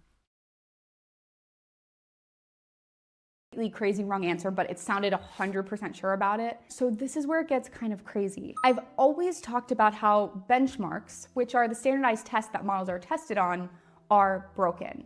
They need to be completely overhauled, and this paper finally confirmed it. The problem isn't just how... Vibes. I feel that.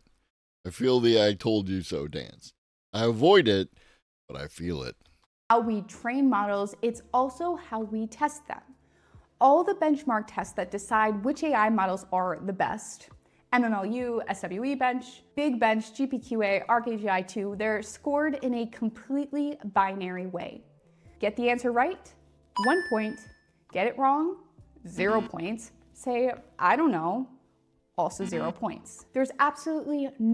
What up, Mints? Say you don't know something and an idiot will think you're not an expert. Yeah, and you might not be an expert, right? Like, but yeah, like it's... We have been on this for, and it's not even just say you don't know something. It's that, like, I had a whole video that I decided not to play about how we've what up, Zach? How we approach people's opinion. I'm a high school dropout, by the way, in case you didn't know that.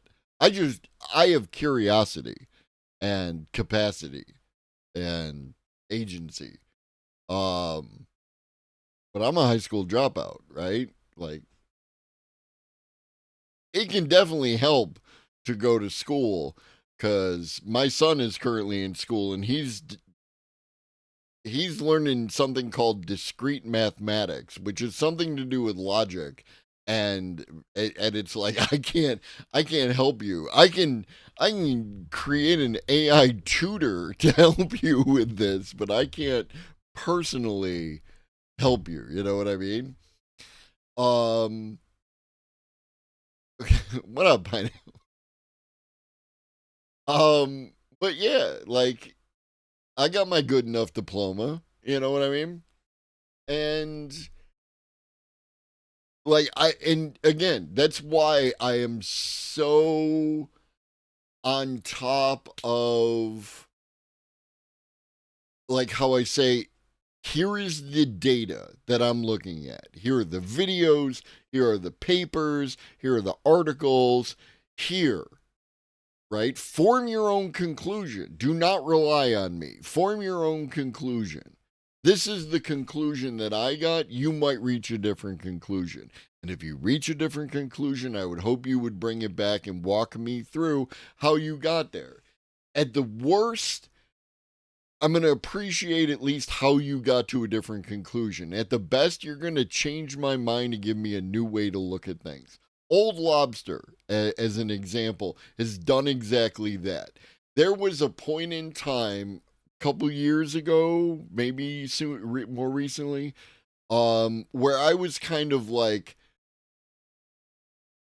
like open source, yeah, but also like, maybe some copyright. I was on that fence, right? Like there was a thing. And Old Lobster, through patience and data, got me to the point like, no, fuck it. You're right. Fucking open source, everything. Just open source. We're on open source time. No reward for honesty. OpenAI calls us an epidemic of penalizing uncertainty, and it shows. These benchmarks don't push models to be accurate, they push them to sound confident. So that's what they learned to do, bluff. Got any threes? It's like running a school where students don't just fail for skipping questions, they get punished for even admitting they're unsure. Eventually, every student fakes confidence just to survive. Now, here's where it gets really frustrating. We've spent years trying to make AI less likely to hallucinate. We've added safety layers, alignment tweaks, and reinforcement learning from human feedback. And yet, all of that actually proved to make the hallucinations worse. Reinforcement learning, for example, isn't mainly about truth. It's about pleasing us to get the lollipop. The model gives an answer, humans rate it, and the model learns to optimize for what sounds the most helpful. But helpful and accurate aren't the same thing. If a model can get a wrong answer wrapped in a perfect tone of authority, it scores higher. Post-training doesn't solve hallucinations, it teaches models to hide them as much as possible. Go fish? Now, the deeper truth OpenAI uncovered is eventually, if we fixed all of the incentives tomorrow, hallucinations would still happen because of simple statistics. Sometimes the math just isn't on our side. Think about rare facts. If Einstein's birthday shows up hundreds of times in training data, the model nails it every time. But take my random birthday, who's appeared maybe once in trillions of tokens. Now there's one right answer and 364 wrong ones. Without an option to say, I don't know, the model is statistically guaranteed to guess wrong a lot of the time. So this is what makes hallucinations structural. Or rebuild from the ground up, right? Sometimes it can be, again, taking it to the contractor point of view, I have done an unfortunate amount of work where we just tacked on new shit rather than tearing the whole thing out and building back better because they couldn't afford it, right? Like, it might sound good, it might sound like, the best long-term solution, but if you have a limited amount of resource, then we can only do the best with what your resources are capable of.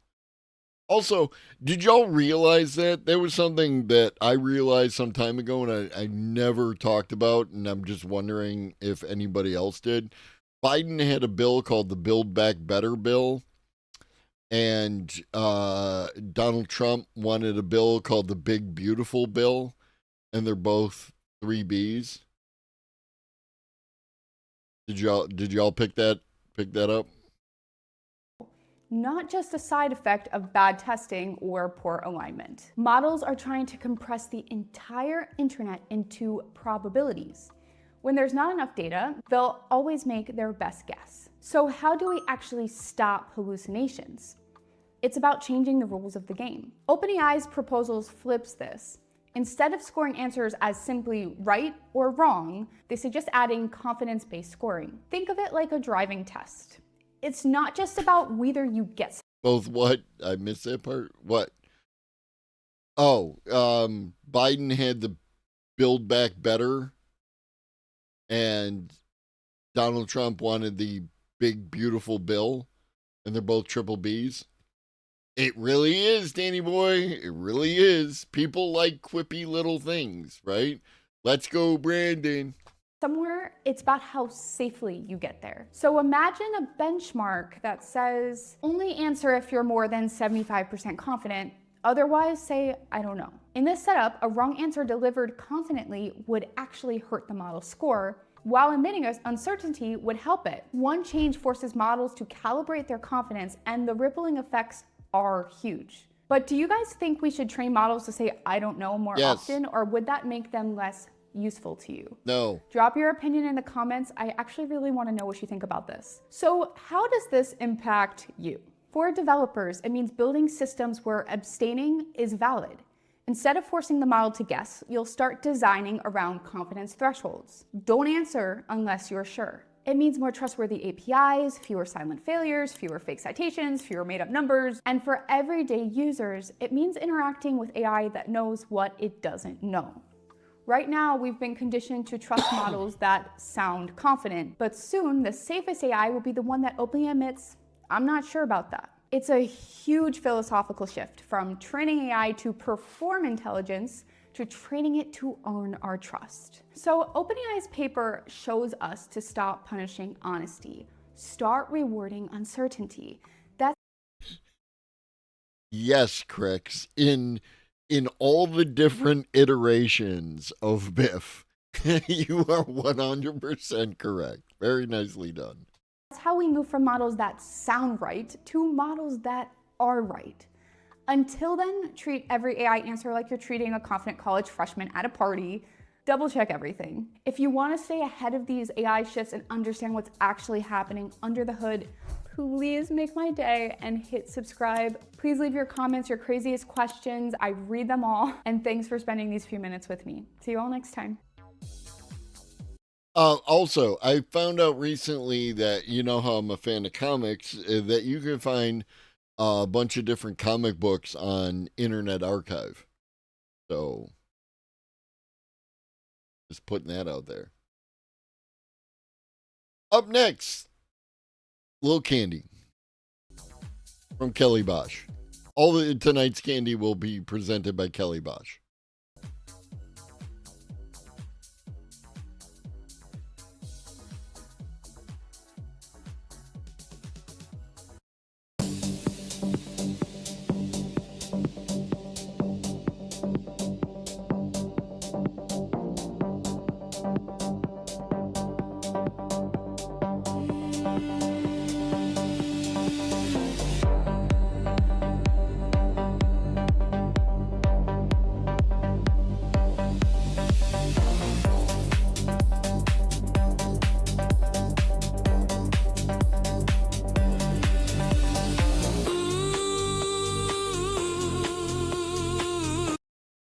Danny, some stuff just needs to be kept in your own brain.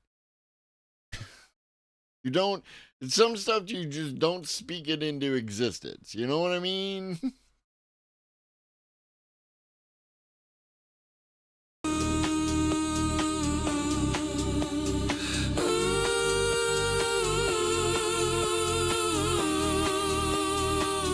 Let the rhythm take you home.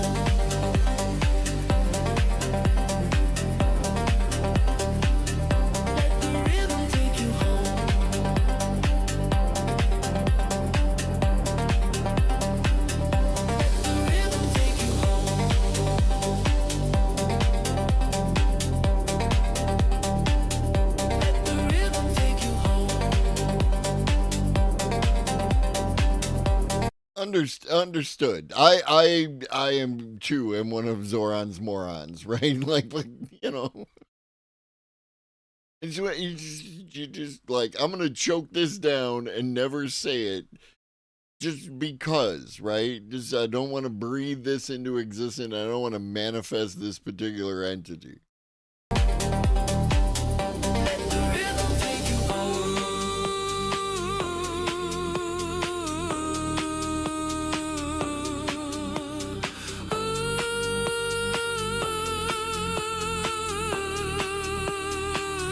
Let the rhythm take you home.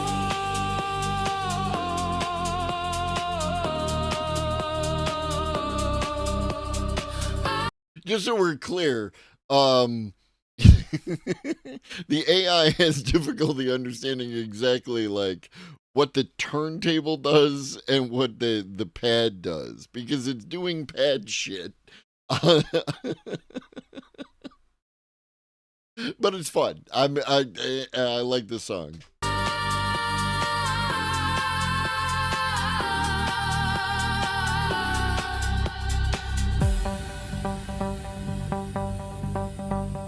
Because all those moves would make sense on pads. They don't make sense on turntables.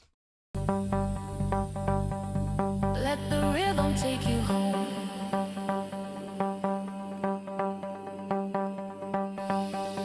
Let the rhythm take you home.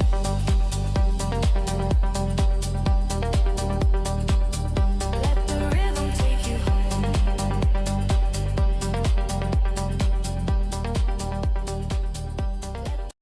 I like this one with the flowy light thing that was connected to the stick. I thought that was a neat effect. Next up, new Kingmakers. Comrade Decamode, welcome in. AI made the music? No. AI is actually incapable of making music. Humans can use AI to make the music, and that's what happened. That's Kelly Bosch. The AI video gold rush is absolutely insane. The AI video gold rush is absolutely insane. The AI video gold rush is. The idea of someone making an AI video of someone practicing what they're gonna say in a mirror, the layers to this is wild to me. The AI video gold rush is absolutely insane. Insane. What the hell are you doing? The AI video gold rush is absolutely insane. The AI. Thank you. I don't believe I am an AI. Some people have questioned that I am an AI. You apparently are in Camp B. Video gold rush is absolutely insane. We turned down 99% of leads. 99. Wow, I can't believe that. There are too many brands seeking too few creators. Wow. There's too much demand. What's your secret, Travis Pucco? Stop making artsy short films. Stop making artsy short films. And start making content brands can see themselves in. Speaking of, looks like we are going to be partnering with Proton. I didn't have a chance to set up all the things, but there will be Proton stuff, Proton ads, Proton in the down there part if you're watching this on the PC. And your chance to save some money. What up, Larry? Your chance to save some money on Proton products if you feel the desire to do so. And I know that some people in the community are already big fans of Proton tools, and so this will give you an opportunity to try them out. And I will make a little bit of money off that. So, and as far as I can tell, it's a product that I can endorse without, like, compromising my ethics.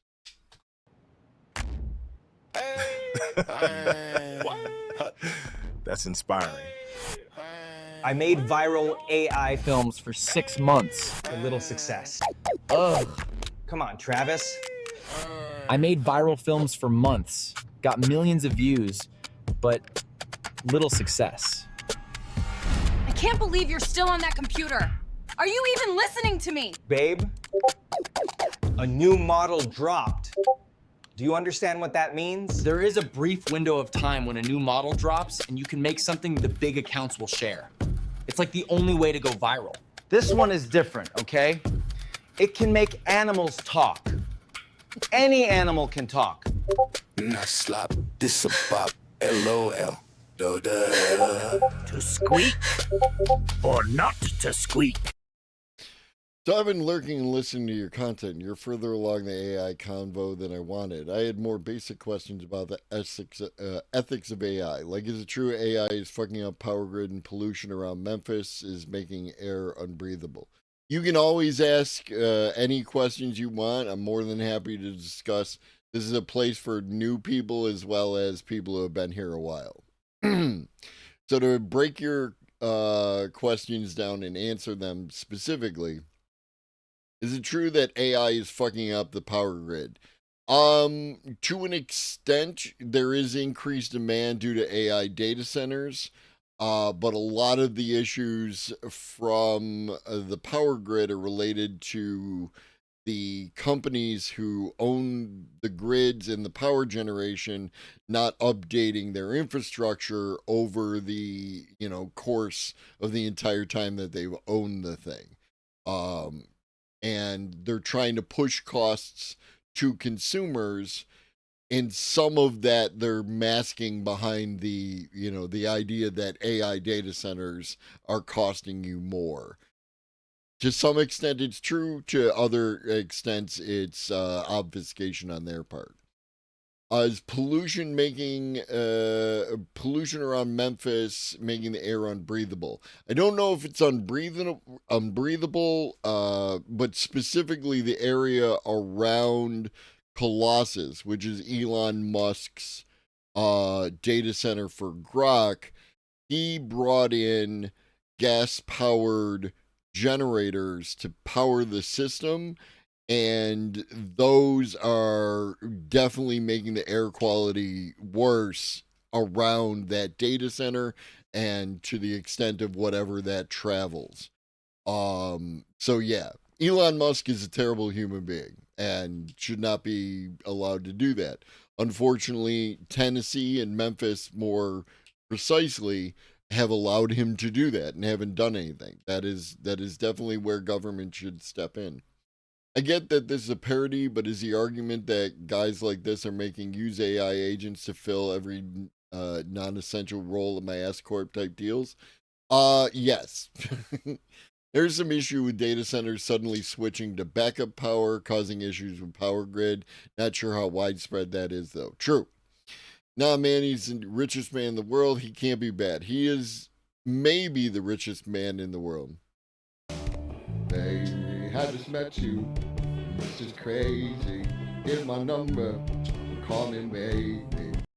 Comrade Commode, not Comrade Decamode. Welcome in.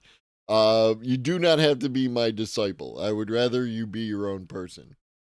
He may be the richest man in the world, or Larry Ellison of Oracle may be the richest man in the world. It's a little unclear at this point in time, Crix. Fair enough. A lot of people do that. That is the question. Me money, gatekeeper. Me money, this is art. Me money, I can fight. Watch where you're going, jackass. My bad. Wait, are you that dude who made Hamlet Hamster? That's me. Oh my God, bro. Oh my God. Did you see it on Evolving AI? Bro, it's all over Facebook. We gotta talk. You ever hear of Woof? I'm CEO, bro. Biggest pet CBD company in South Florida. We gotta talk. Yeah, me not slop. Oh, it's not slop, it's about jealous. Damn, you jealous. Damn.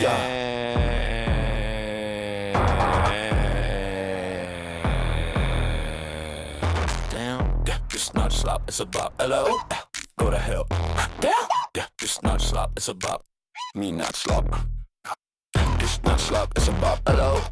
Go to hell. Jealous. New Neuroviz, The Adventures of Remo Green.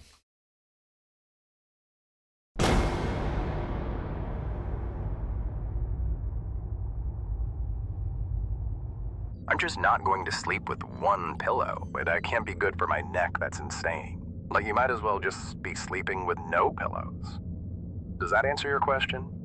I didn't ask a question. If this is gonna work, you gotta be more engaged, Dandroid. My name is XD310. Yeah, we're gonna go with Dandroid. It's just cooler and easier to say. XD310 feels too much. I'm a robot. Know what I mean? Did you happen to check the Trina levels before you stole my master's ship? I don't know what that is. I was kind of in a hurry, what with the bounty hunter shooting at me and all. Oh. We will most certainly be crashing then. I've never crashed a ship, Dan. I think we'll be okay. Plus, we're gonna need this then. We've got quite the road ahead after this pit stop with the council. So this will be a prolonged captivity? Don't turn everything into a negative. We're a team now. We gotta have each other's backs. My apologies for not being a more supportive prisoner. I forgive you, and you'll be happy to know that you're in the hands of the universe's best pilot. Is that like a good alarm? Excellent first crash, sir.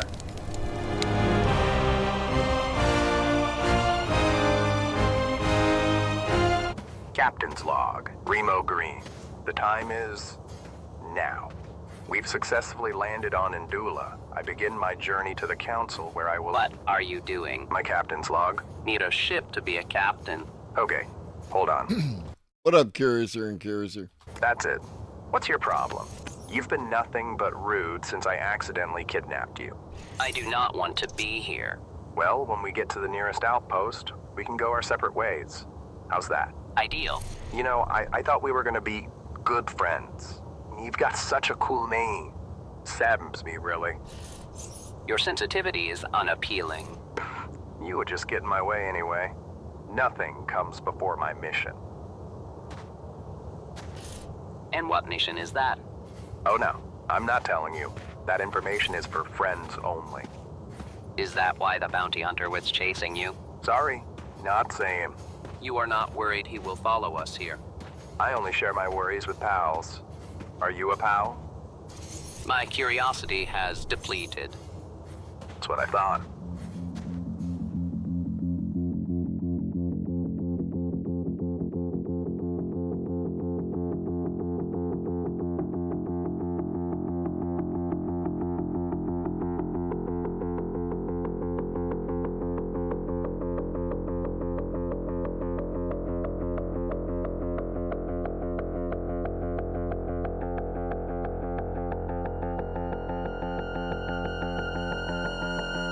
I seriously thought that was going to transition into Chemical Brothers.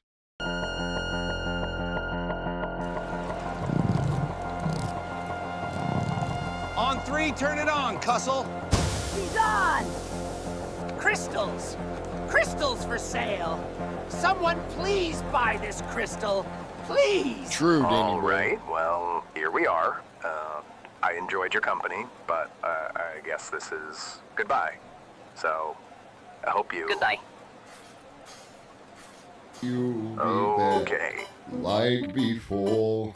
I will fight the fight and win the war. Good evening from west of Boston. Lenny, my good friend. 37 months. Day 1, homie. I hope you are well. I hope you are doing well. I hope everything is going your way, homie.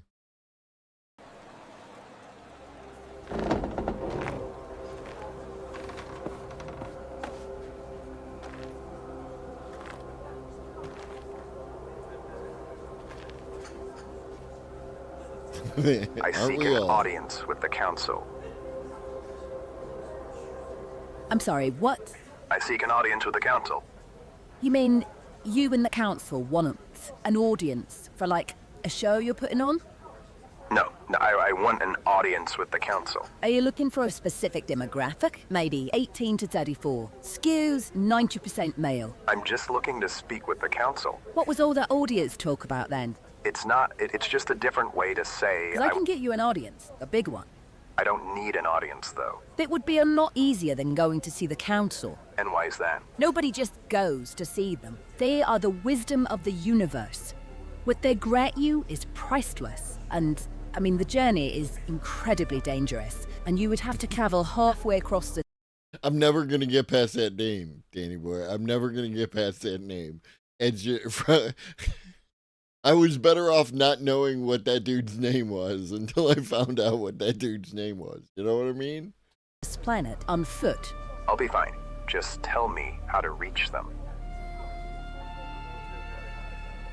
Tell me. Don't say I didn't warn you. When you make your way out of this desert, you will head for the gagging forest of Dodoro, known for its mysterious ability to trigger the gag reflex of weak travelers. This doesn't seem bad at all. Oh my god. Power through it, Remo. You got this. It'll be a 9-day journey through the timber. Once beyond the forest, you'll arrive in Porbrok. There, you must scale the unscalable wall.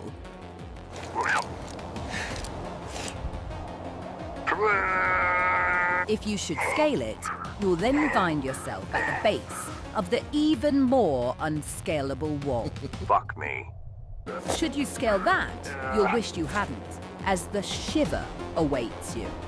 Good luck staying warm as you make your way through the frozen tundra to the Iron Gate, where you will need to best a giant ice monkey in hand-to-hand combat in order to be granted passage. Go to sleep. Go to sleep. Once beyond the Iron Gate, you'll head for Runner's Canyon. This will be the last leg of your journey, where you will need to avoid the Gorgoneers, the most feared creatures in the galaxy. You will have to move stealthily through the canyon as they are triggered by sight, sound, taste, touch, and smell.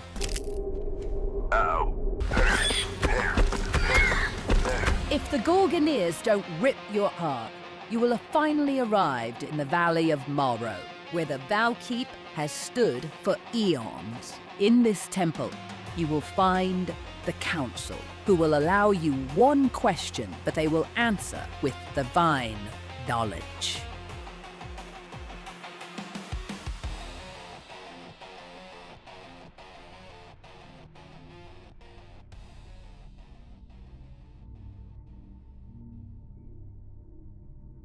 Who disturbs this temple? My name is Remo Green. I have traveled a great distance and I've scaled many supposedly unscalable walls to be here. You know, there could be multiple people inside that blue thing. I seek the Council. I am the Council. Oh. I thought there'd be more of you. Or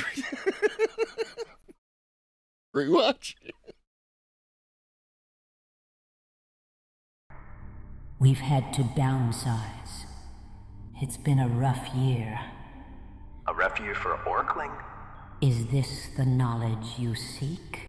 I don't know if the rest of y'all, and I might ruin all future Neuroviz videos for you. But the mouth is exactly the same on every one of his characters. And it's something like that I can't help noticing, right? Like, I'm not sure what his process is for creating these videos, but it's something about that.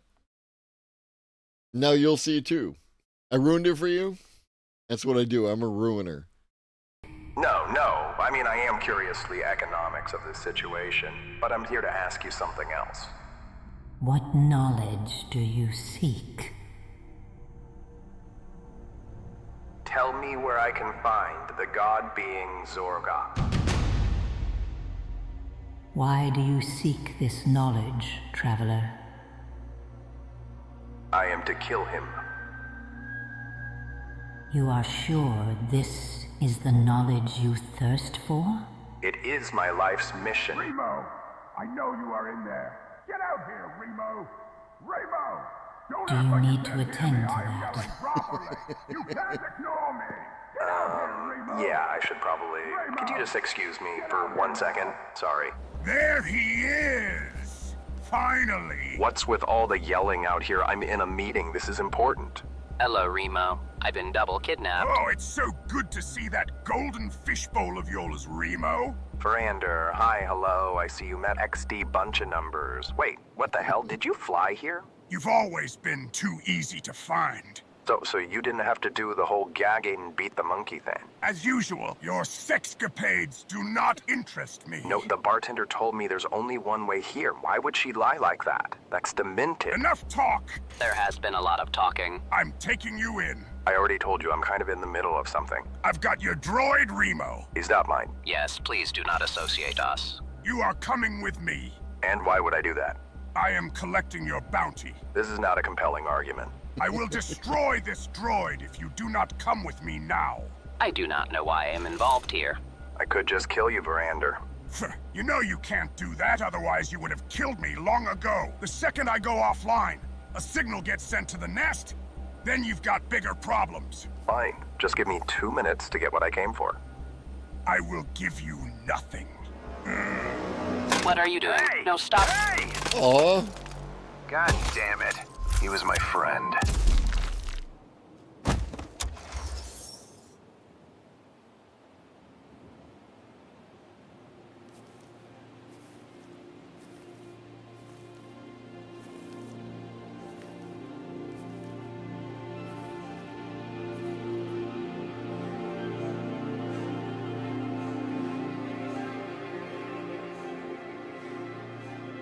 I will ask again. You are sure this is the knowledge you seek? I am sure. So be it. I shall tell you how to fix the droid. Oh, that's nice.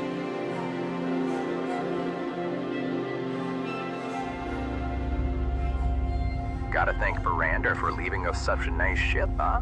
And I need to thank you for bringing me back from the complete piece of non-existence. You would have done the same for me. Sure. Because we're pals. We are next to each other non-violently, yes. So, Captain, where are we heading to next?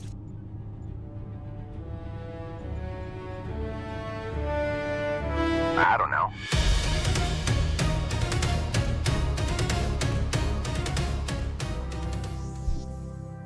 Another banger from Neural Viz.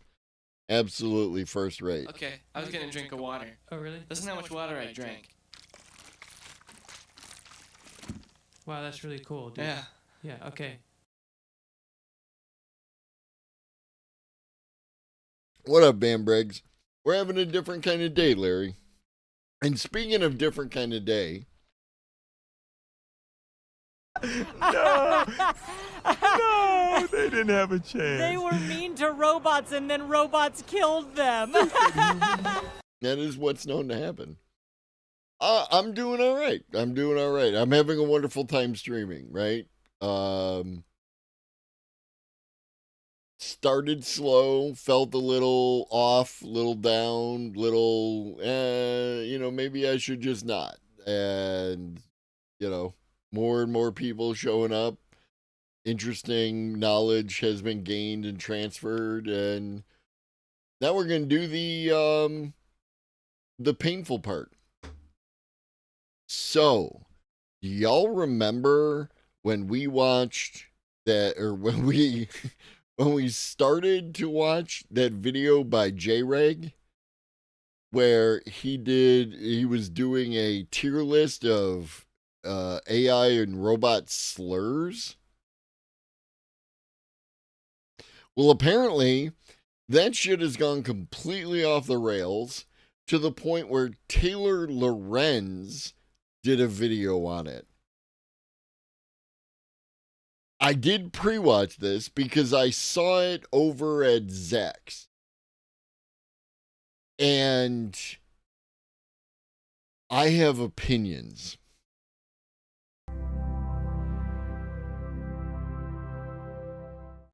Over the past few months, a trend has emerged on TikTok, YouTube, Instagram, and X where people 100%, Larry. 100%. 100%. That's why we stopped watching it at like 10, 15. Maybe we made it a minute. It was a terrible list. It was racism. I asked other people to give me their objective opinion. And they also said it was racism. So I am confident that what J-Reg did there was just racism. He was just doing racism. And now we have this. Create 1950s style racism towards robots. They mock robots as a marginalized group using the same tone as old school racists. They use derogatory nicknames like clanker, which is the most popular slur for robots today, alongside others like wireback or cogsucker. You might have come across some of these videos in your Twitter feed or on your For You page. I did not. I came up with none of these videos on any of my pages. I am interested why that would be the case. Why would the algorithm decide that these are not videos that I would want to watch? It's interesting. Go ahead, Taylor. Don't you know that clanker sit in the back of the bus, Rosa Sparks? That's just racism. That's just fucking racism.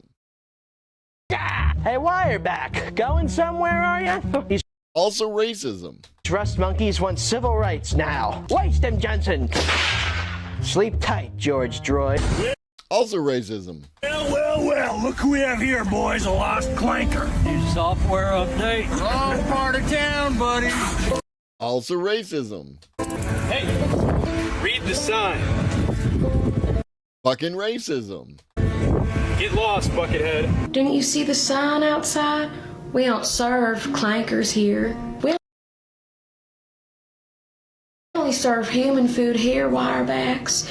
Today, I want to dive into the growing phenomenon of robot racism. And I'm interested, right? Like, in spite of this obvious racism, I'm sure that Taylor Lorenz, who has been known to do quality reporting, is going to provide some additional context, some additional nuance for me to understand this and why we need to reject this kind of behavior. That's called foreshadowing. Where people hurl slurs and bigotry towards robots and AI. A lot of people have said this is all just white people wanting to say slurs, and we will talk about that. We'll get into it, I promise. But I don't think that explanation really gets at what's happening here. I think that some of these videos are actually about something much deeper, and they reveal a lot about our cultural anxieties about AI, automation, and how race is deeply intertwined with technology and exploitation. To unpack this phenomenon, it helps to understand that there's a long history of fear and loathing around technology. While machines are absolutely... Danny boy? That also is called foreshadowing. Absolutely not a race. I can't stress that enough. Humans have anthropomorphized. Now, I want to establish that I agree with that statement. Robots are not a race, right? They are not a race. There is a difference between being whatever hateful to robots and being racist towards people. Right? These are different. What I'm talking about is the underlying behavior by the creators, right? It's not about the target. It's about the people saying the words. That's an important thing to remember. Write that down.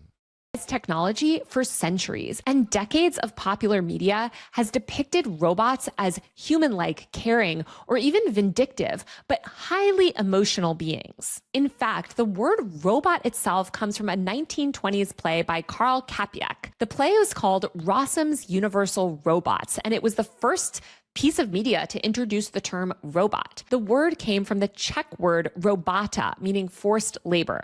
So it's kind of interesting that always, like, robot, the word itself, and this idea of oppression have always been intertwined. In the play, artificial humanoid workers are treated like slaves until they revolt against humans. It positions robots as emotional creatures suffering through servitude before an ultimate rebellion. The play was a hit, and it established this lasting idea of robots as an exploited class. Robots became a metaphor for oppressed workers or racial minorities at the same time that the world was getting more and more industrialized, and robots were actually replacing a lot of low-wage. Write that down too. Immigrant labor. Throughout the 20th century, science fiction returned to this theme again and again. Take Isaac Asimov's famous book, The Caves of Steel. Well, the important thing to remember in that context, Danny Boy, is that people will, and we talked about this many times on this channel, when people do science fiction, they are talking about human condition, right? Terminator is not about robots and AI. It's about something about the human condition, right? All science fiction is discussing some aspect of the human condition. It's not discussing what's in front of you. Everything is metaphor. So they were trying to talk about something in an obtuse way, right? To get by people's defenses, because some people view themselves as a higher strata than other people's. And you, in order to get around those defenses, sometimes you have to insert a metaphor in order to make them think a little more. Here we go. In 1954. In it, he writes about people lashing out because robots were taking jobs from humans. Some humans even refused to be served by robots. Asimov describes one scene where a mob nearly tears apart a service robot in the market. The humans were scared that the robots would render them obsolete, and so there were these riots and laws banning robots. It's not about the robot, it's about human beings being rendered obsolete in the universe in which they exist in, and either A, lacking meaning, or B, lacking the tools that are required to survive.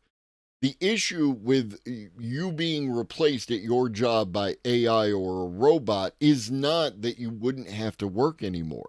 That sounds lovely. We all do that on our day off, right? The issue is all the things that are required to keep you alive require you to work in order to receive the resources to exchange for all the things required to keep you alive. That's the issue. Not the robot, not the automation, but the fact that you will lose your ability to live. Robots from certain areas of cities, much like the Jim Crow laws of the time. The protagonist in the book, a human detective named Elijah Bailey, initially despises robots because of societal bias, but over time he overcomes his prejudice and partners with a humanoid robot. This narrative of overcoming robophobia has always drawn parallels between discrimination against machines and human bigotry. Just a couple years later, in 1958, sci-fi writer William Tenn used the term clanker in an article to describe robots in movies like Metropolis. It was Who said Metropolis? Van Briggs. Here you go, 340 or 52. The first true pejorative label for a robot. Throughout the Star Wars movies, anti-robot prejudice was depicted in storylines. In Star Wars A New Hope, which came out in 1977, a bar owner shouts, quote, "We don't serve their kind here," to Luke Skywalker's two droid companions. And R2-D2 is one of the favorite characters in Star Wars, right? So what was George Lucas, and C-3PO, of course, who is, I don't believe that C-3PO is one of the favorite characters, but R2 absolutely is. So what was George Lucas trying to talk about in that scene? What was he doing? What does your media analysis tell you? Exactly, Danny boy. That's what I focus on. Within the Star Wars universe, droid robots are repeatedly treated as second-class citizens despite their sentience. Later on, in 2015, the Star Wars franchise began using the term clanker as a slur against droids in the video game Star Wars Republic Commando. It was then used again more prominently in the animated series Star Wars: The Clone Wars. Stanley Kubrick's 2001 A Space Odyssey features a super intelligent AI system called HAL 9000 that is supposed to be the perfect subservient helper. But even still, the astronauts speak really condescendingly about HAL, and they talk behind its back. They're not mean, and they're definitely not using slurs, but the movie shows the human beings belittling and dismissing HAL before it eventually refuses to follow their orders and revolts. Other sci-fi... Which, yes, all that happened. And I appreciate the contextual nature of that. It doesn't describe the entire situation, but it's better than a lot of people do with 2001 because they haven't seen 2010. Writers created even more robot slurs. In Blade Runner, which came out in 1982, human cops refer to bioengineered androids as skin jobs. In Battlestar Galactica, human... Roy Batty was the hero of Blade Runner. Watch the movie again through a lens of Roy Batty being the hero, and it completely reframes the thing. What up, Parkours? Humans call humanoid Cylons toasters or chrome jobs. The video game Detroit Become Human, which came out in 2018, featured robots facing overt discrimination where they were barred from public spaces. And we played this entire game on this channel over 2 days. It's an excellent game. Lay your hands on it if you can. No, 2010 was more like a regular ass movie, but like the connections of it all, right? Like 2010 was decent, right? Like I think it's a good movie, but it was no 2001. You know what I mean? When they do the E-Chef, oh, ECH3F. Forced to ride in segregated compartments and repeatedly insulted by humans. This decades and decades of media framing certain robots as an oppressed group laid the groundwork for the idea that prejudice could be directed at machines. I think it's interesting that all of these narratives about robot oppression really took hold as machines were being more and more integrated into our lives, really from the... And the reason is because people are more familiar with the machines, so they can better contextualize the human stories that the authors are telling through the machines, right? This is media literacy. And I would really expect Taylor Lorenz to have a good grasp of media literacy. 1950s on. From household appliances, which really became prominent in the mid-20th century, to smartphones and AI, the sales pitch for technological progress has always been pretty consistent. We're told that robots and machines will make our lives better. It will make our future easier and more efficient. Companies promise that automation will remove friction from everyday tasks, and in the future, friendly robots will essentially be our 24/7 slaves. But as tech... Nobody said slaves, Taylor. Nobody said slaves.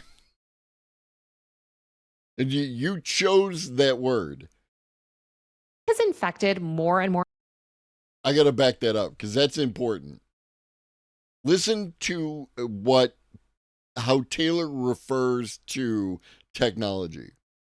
Automation will remove friction from everyday tasks, and in the future, friendly robots will essentially be our 24/7 slaves. But as tech has infected, right? It's important to understand that word choice matters. And again, Taylor Lorenz is a reporter. Taylor understands, what up, Maddie? Taylor understands that word choice is important. So that word choice was intentional.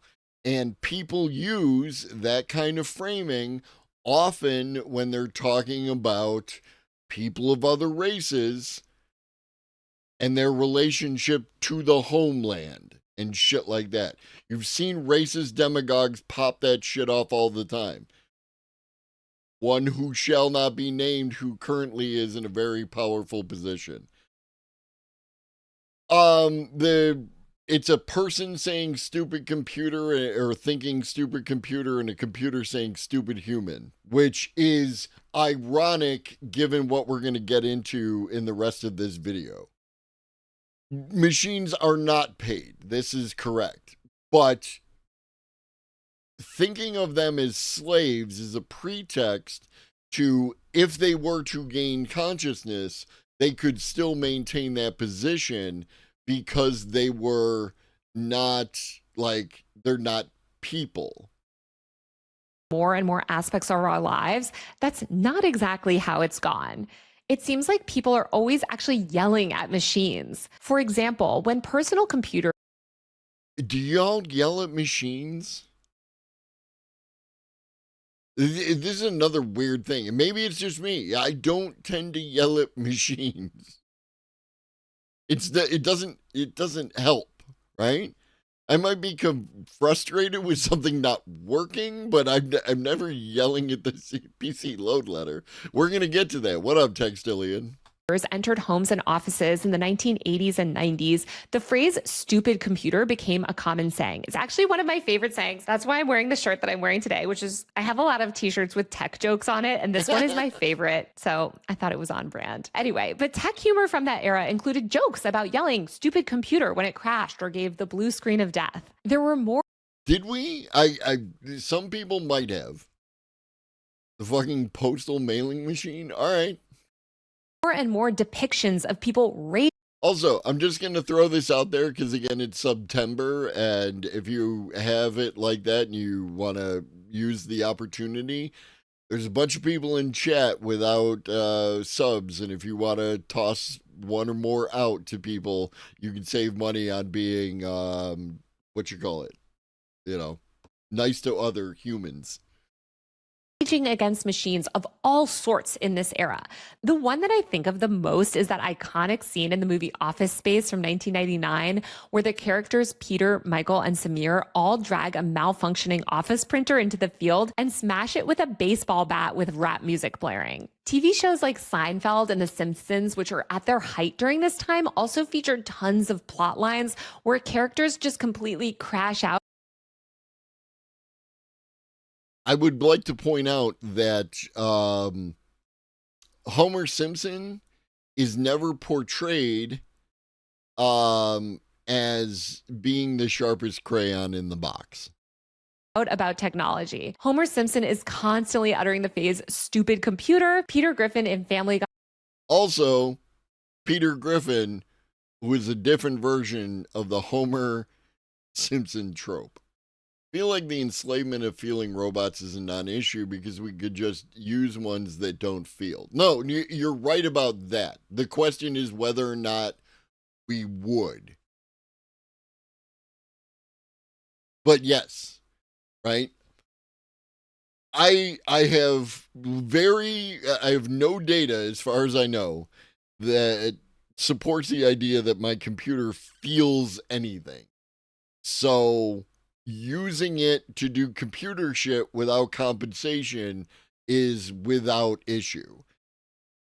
The question becomes, why would Danny Boy gestures broadly at everything? Red Foreman actually was seemingly very smart. Sometimes the smartest person in the room. I was also frequently cursing at machines and getting annoyed and pounding his fist on TVs and keyboards. All of these on-screen images depicted this frustration that humans were having with being forced to rely on kind of crappy, half-baked consumer technology. This might not seem related to robot racism, but I think... No, the whole point behind Peter and Homer becoming frustrated with technology is that they were the problem. It was their lack of knowledge and understanding, their ignorance that led to the issues that they were running into. It wasn't like something wrong with operator error. Exactly. It's not something wrong with the technology. Yelling at machines and speaking to them sternly actually sort of tightened our relationship with them. According to psychologists, yelling at or abusing machines is actually a form of This is Taylor Lorenz. They are PEBCAC. You missed the E. Problem exists between keyboard and chair. Or an ID10T error. I was a yay beforehand, Reed, and then I watched this video, and I have questions, baby. I have questions. And this is the thing, we're 8 minutes into a 34-minute video. And like that. Taylor Lorenz has recently come up because of shit related to people, I think, taking money from sources, like maybe the DNC or shit like that, and getting into it with online personalities who were also, or who people getting money from shit. I'm kind of go watch Paradigm to get the information on that aspect of it. I don't care. Like I find it really hard to care. But my understanding was that they were at least like ethical and reliable. And then Polymorphism. Basically, we subconsciously treat the device that we're yelling at or hitting as if it had intent or feelings or agency. And this has only been exacerbated as a lot of machines have developed voice interaction technology. Hence, you have people yelling at things like Alexa or their Google Home. The more human... Why do you yell at your Alexa or Google Home? When I try to get my voice activated whatever to do a thing, it's probably because I'm not enunciating enough. It's something that I've had with people, right? Maybe I'm speaking too quietly, right? Or not enunciating enough to be understood in human interaction, you know what I mean? Taylor Lorenz revealed the person who behind libs of TikTok. Oh yeah, fuck him. Google programmed it to ask me 30 questions after I just needed to know the weather.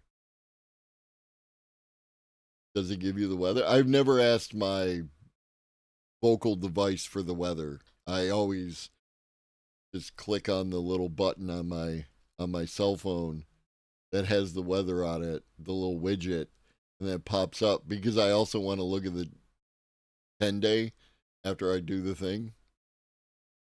The only time I would yell at a machine is when music or something is playing too loudly to pick up on speaking in a normal volume. Fair. Like the robot, the more feelings people ascribe to it. For example, in 2016,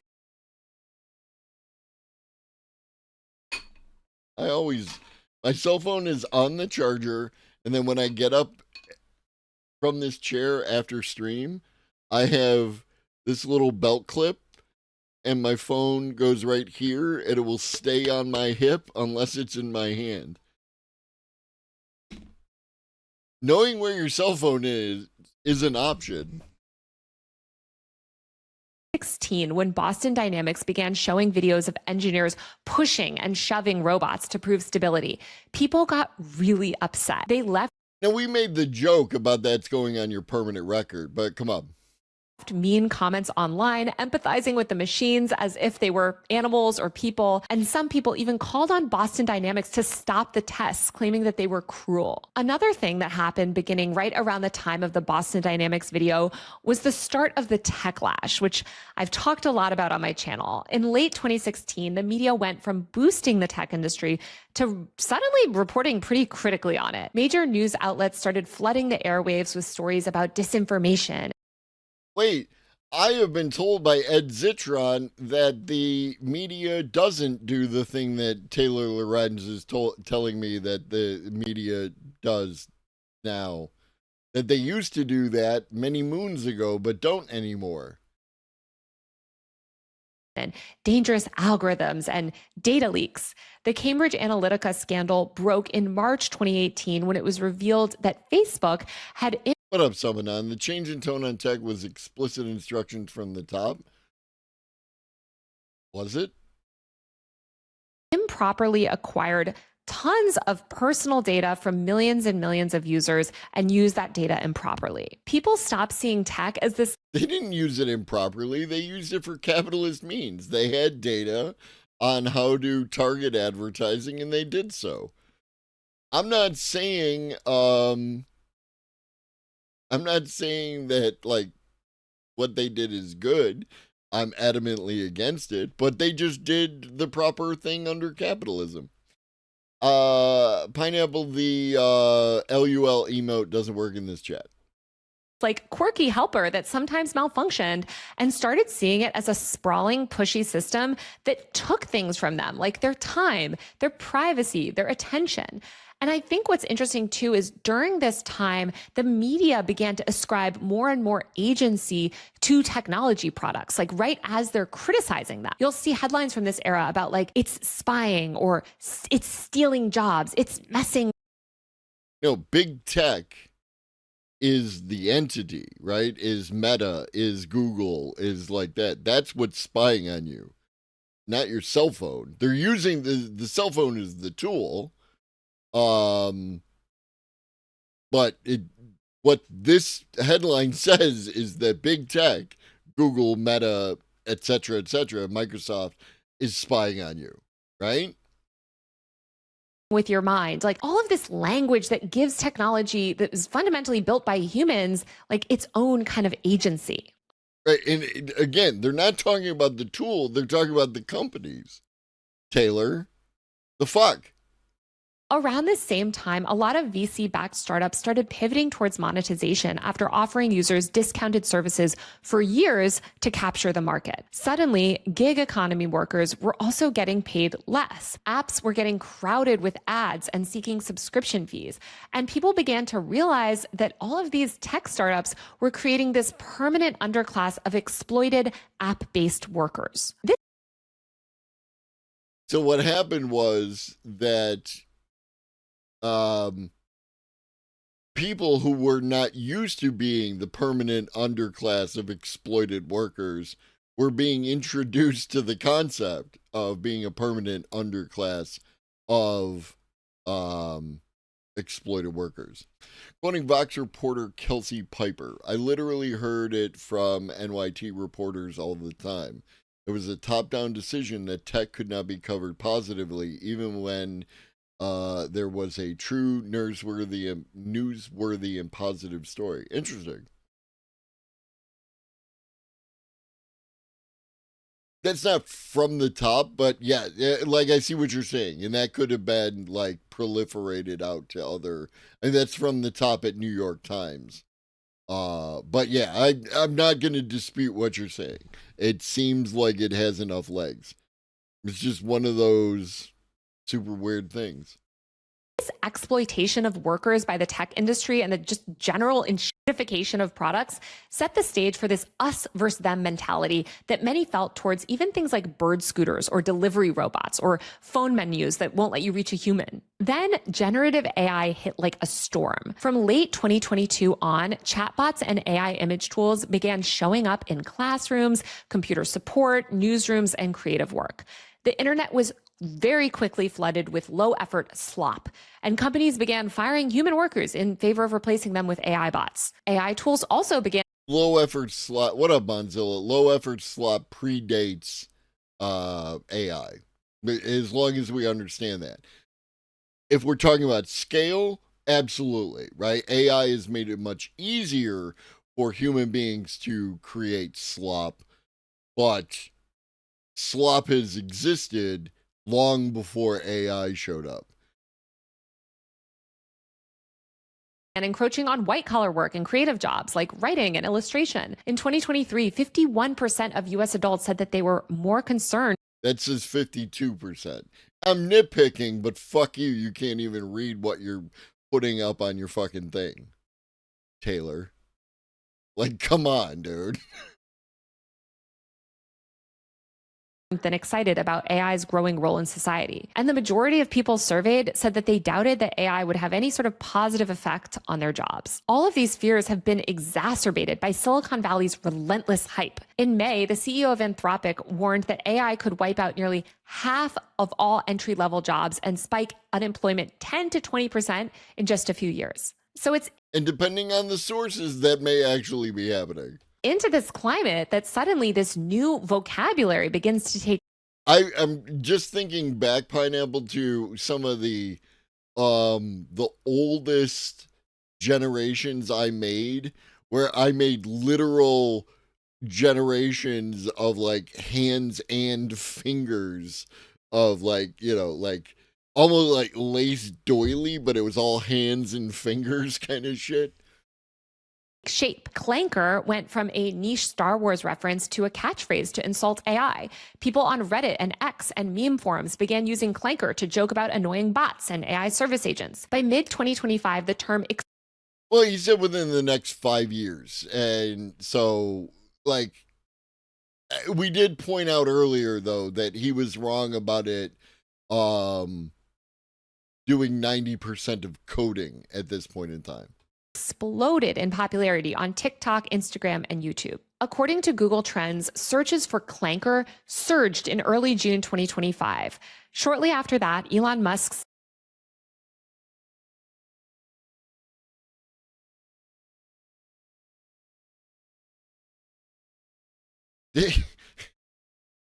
I don't want to be pedantic. I really don't. But I can read a fucking graph, right?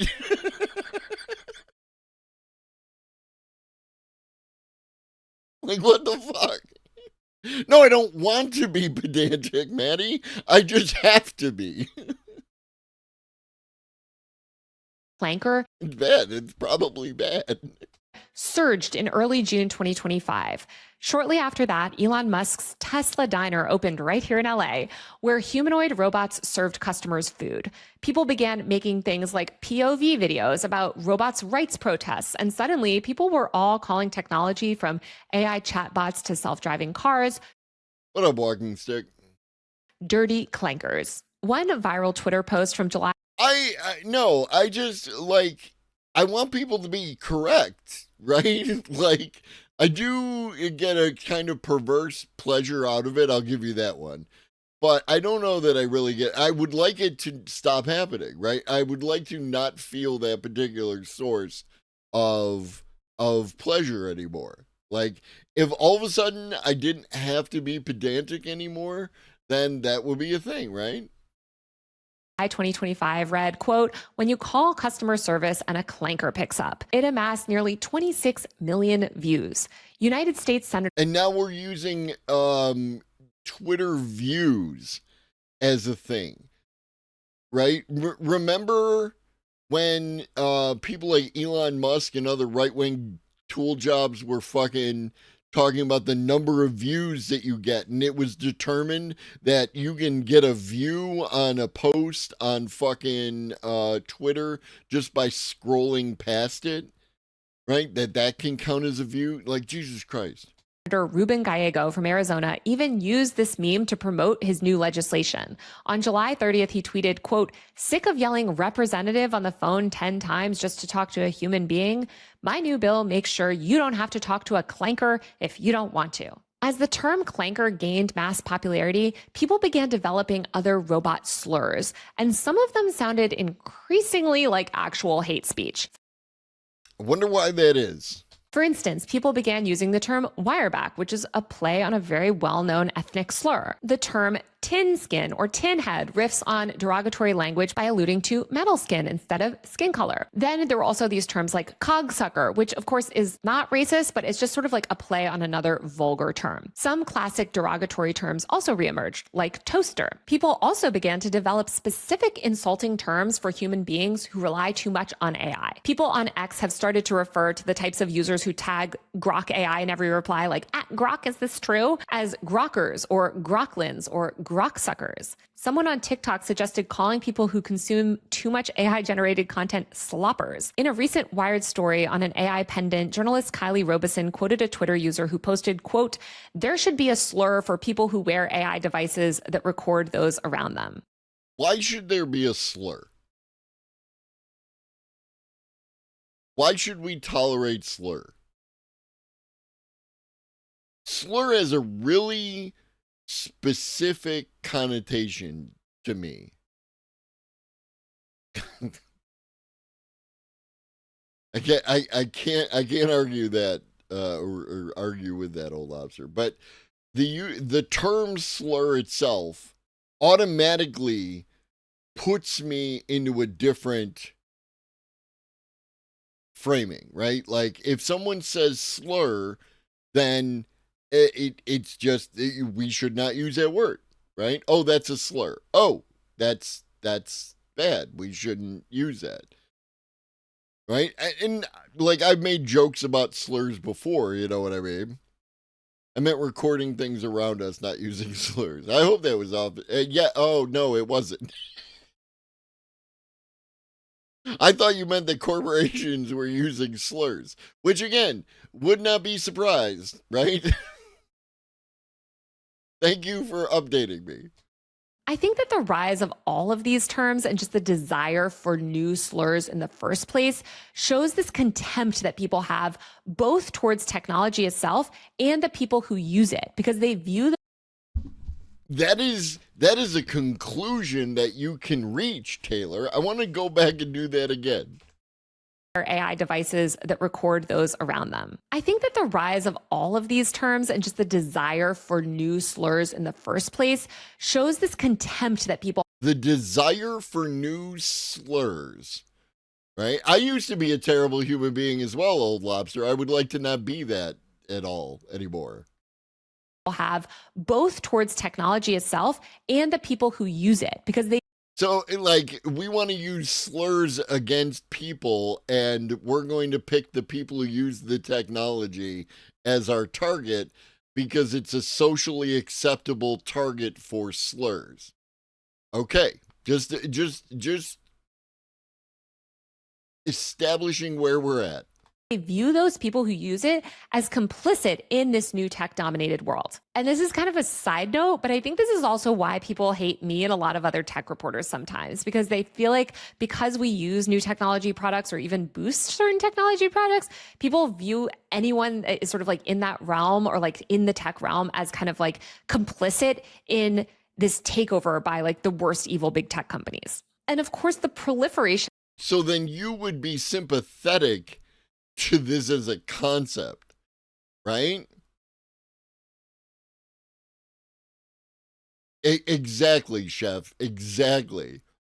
Of these robot slurs has also been accompanied by more real-world hostility. People are burning Waymos, they're kicking over food delivery robots, and they're revolting against automated ordering at restaurants. These new And why are they doing that, Taylor? Like, what is the fundamental underlying thing? Because again, the companies are using these technologies to eliminate people's jobs without there being any kind of safety net to support those people otherwise.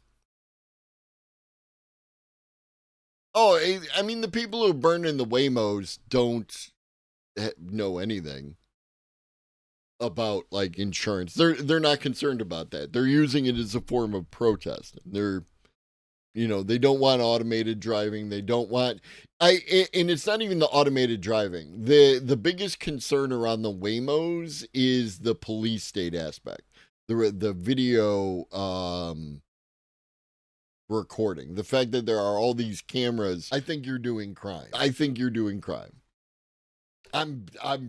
I am confident you're doing crime. Dolphins scored a touchdown for the sports ballers in the audience. Sorry, the Bills game is on. I have the sound down and I'm not completely paying attention to it, but it is there. Robot slurs come with an assumed power structure. And I think that the use of these slurs are an expression of people's attempt to reassert dominance over technology. So slurs are valid when we wish to reassert dominance over something, according to Taylor Lorenz. Okay. Racial hierarchies are a very familiar form of dominance, especially to white people. This anti-robot rhetoric is basically being used as a stand-in for the faceless force of automation threatening people's livelihoods, which Okay, she got there. End of video, right? Like this is the thing. Like the technology is being used as a stand-in for this seemingly hidden force of capitalism that we can't directly confront.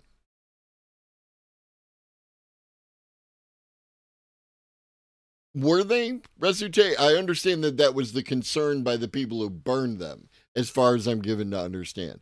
But whether or not they were actually being used, I do not know.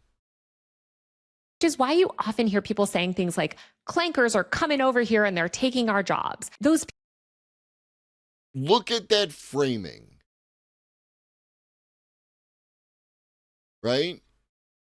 The internet, first of all, the Internet Hall of Fame, which is a gold fucking check mark on Twitter, which should tell you something, right? This is the exact same framing as they use for immigrants. But, as I've said many, many times, the AI and the robots don't have emotions. We cannot care about them. They're safe to hate. People are casting AI or robots as this invading group. The invading group narrative. Remember going back to earlier where she used talking about technology infecting, right? The invading group narrative is another narrative used around immigrants. Much like how immigrants and minorities have been scapegoated during times of economic uncertainty. Or just anytime racists feel like being racist. People just tend to vent their economic anxiety. People just tend to vent their economic anxiety In culturally familiar ways. And sadly, racism and xenophobia are very familiar to Americans. And yes, it's shocking to see people compare AI to ethnic groups who have been the victims and are the victims of very real IRL racism. But I think it reveals how... I agree. I think I would rather have that conversation now than later. You know what I mean? I think it is eventually going to be a conversation that we have to have. And I would prefer to have all conversations now and do something about stuff now rather than waiting until the last possible moment. People view AI and robots as these alien competitors in the job market, which is the same way that immigrants are constantly framed in the media, especially under Trump. So again, because you understand, you're providing enough media literacy to understand that there is a relationship between these two modes of thought that you need to be very careful when discussing this particular subject. That the people who are expressing these things may not be the best people to express them. What up, trans women? CEO of Trans Women. Welcome in. It's telling that the term clanker has really taken off during the recent waves of layoffs and the crunching job market related to tech. There's also this anger about AI seizing culture and creativity. Just in the past year, we've had Hollywood screenwriters go on strike over the threat of AI script generators. Artists online are battling the rise of AI image generators. And workers across the board are losing jobs to robots and AI. I don't know when you left, Danny Boy, so I don't know what you missed. There's this idea that very human things like art and expression are being outsourced to robots. Creators feel like their human-made work is being undervalued amid a tsunami of slop. A Guardian tech columnist recently noted that users are often typing the word clanker when they yell at chatbots and platforms like ChatGPT for making up information that they view as slop. This is also why you often see the term soulless attached to the word clanker or other robot slurs, like soulless clankers, soulless.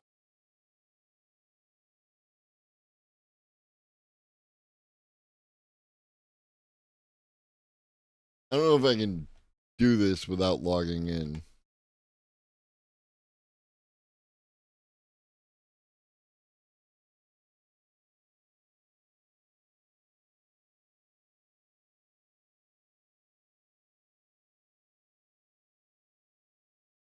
Now y'all know the last 2 digits of my phone number. Good luck brute forcing that. And also, I don't answer phone calls from weird numbers.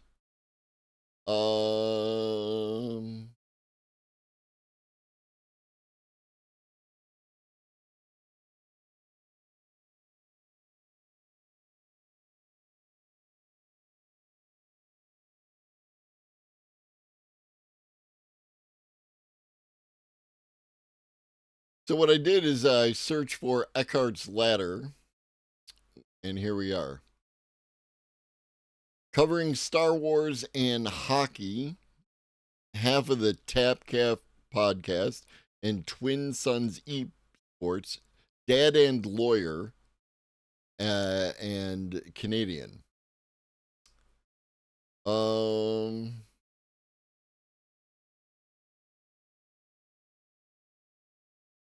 Not a fan of being paid money and then going back to college and playing it.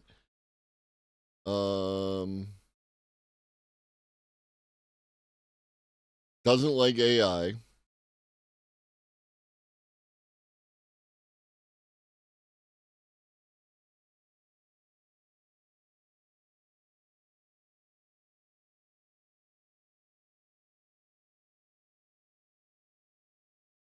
All right. Doesn't seem to be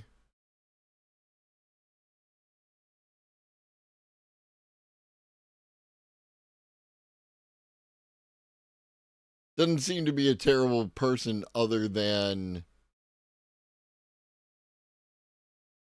like I don't know what the fuck this is right here.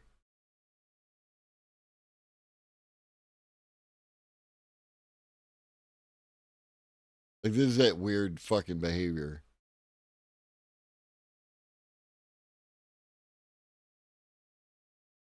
Politics seem decent.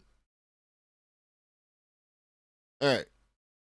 I was hoping he was going to be a scumbag, and he turned out to, just be like a regular ass anti AI person. Whatever. It's about how AI lacks genuine creativity and is diluting culture by producing a bunch of machine-made content. It's literally people. Literally people. The AI produces nothing. The people produce stuff. The AI doesn't produce anything. Someone initiates the effect. Right? And we watched at the beginning of the episode tonight, this person, Anais Chantel, I'm going to go with, using tools, not AI tools, as far as I know, and their own voice recreated the Distance by Cake. And it was a fun little video because you literally can't destroy culture. This loss of humanity also extends to people's anger over not being able to reach a human on the phone, of course. If you've navigated a phone tree recently or argued with a chatbot at all, you know how infuriating this is. Anecdotally, all my experiences with phone trees and chatbots have been decent to good. And the only time I had any issue was actually my issues with the cable company came when I was talking to people. It was the people who were the problem. They fucked all my shit up because they didn't seem to realize. Oh, I dropped my battery. They didn't seem to realize that there was an outage in my area. which is what I thought the problem might be. But they indicated that there wasn't an outage in my area. So that the problem must be with my shit, and they fucked my shit all up. It was cool. These systems are atrociously bad and error prone, but Bill's score. Companies are rolling them out en masse to cut corners and save money. Being forced to deal with these claims. That's a capitalism problem. Call out capitalism, Taylor. Otherwise, shut the fuck up. Run systems only heightens this feeling that technology is dehumanizing our day-to-day lives. And so this right, Van Briggs, but that should, like, assuming in most cases that are you talking in a professional capacity, in which case you should have an alternative number? Because that's where I tend to be as well. Like, I've already done 90% of what any basic customer service rep can do when it comes to my cable internet, right? I've already turned it off and turned it back on again. I've already done the things. I've already checked the cable. I've already done all those fucking things, right? Like, I understand what you're going to make me do, so I've already done it to speed this process along. Now you need to resolve my issue, maybe by sending me to someone else. Again, it's the people who interfere with my ability to do that, because they can't just take my fucking word for it that I did the thing that you asked me to do. Except for the last lady, who actually did and realized that there was a problem. Still didn't know that there was an outage in my area, but scheduled a service call rather than jerking me off.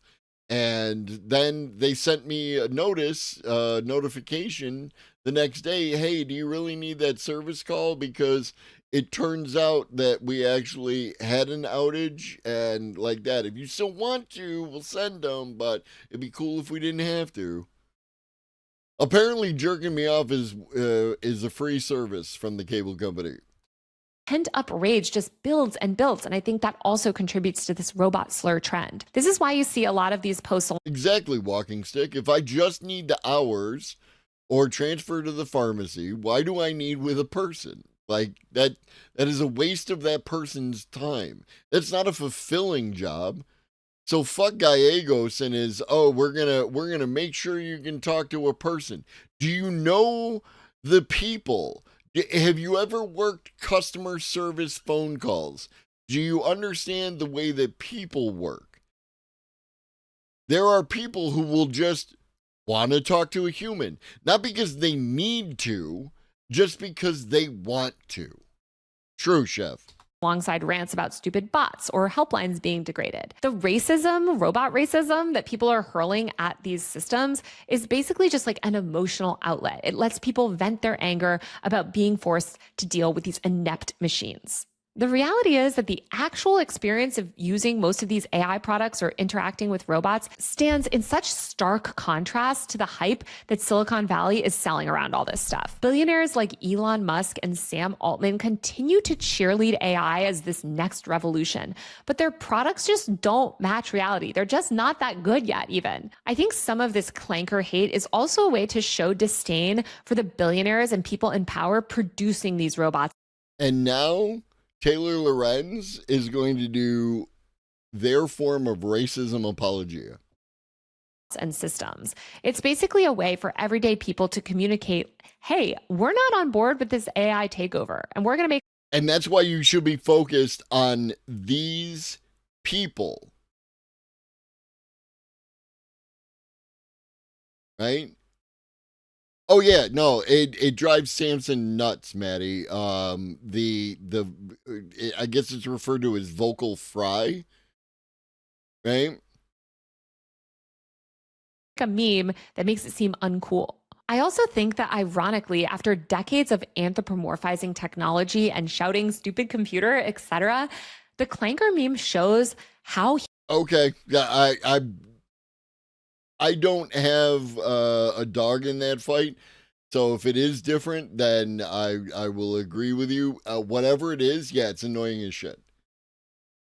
Human, we actually believe technology has become. Like in 2025, people have full-on AI chatbot girlfriends, life partners, therapists, all of which is a terrible idea, by the way. Don't do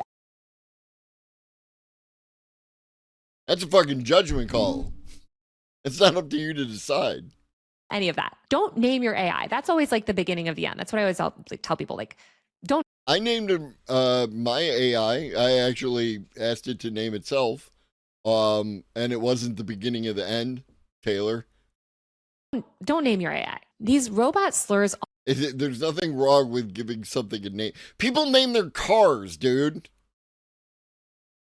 Right? People name their cars.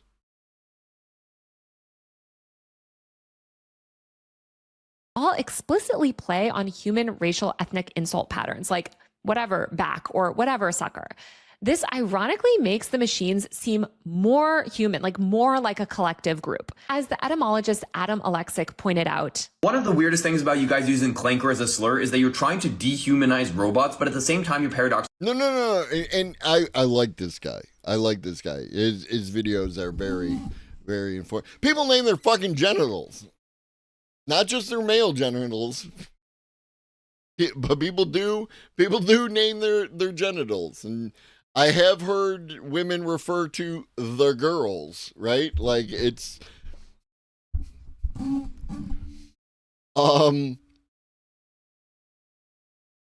but no, they're not trying to dehumanize the robots. They're trying to be racist.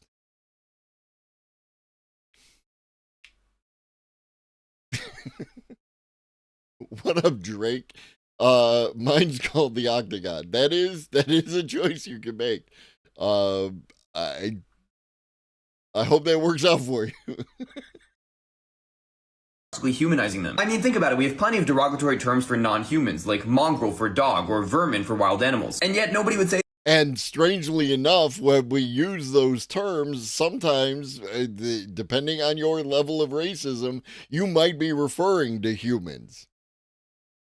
That those are slurs, even though we do generally agree that clanker is a slur. And that's because the idea of a slur requires a high degree of anthropomorphization in order to work. It's meant to insult a people group, so you first have to elevate the robot to near personhood before you can put it down. This is literally reflected in how clanker draws its power from analogy to the actual N-word, or how the similar term wireback comes from the slur for Mexican people. That implicitly places clanker on an equal footing with a human minority you don't like, which is already weird in and of itself.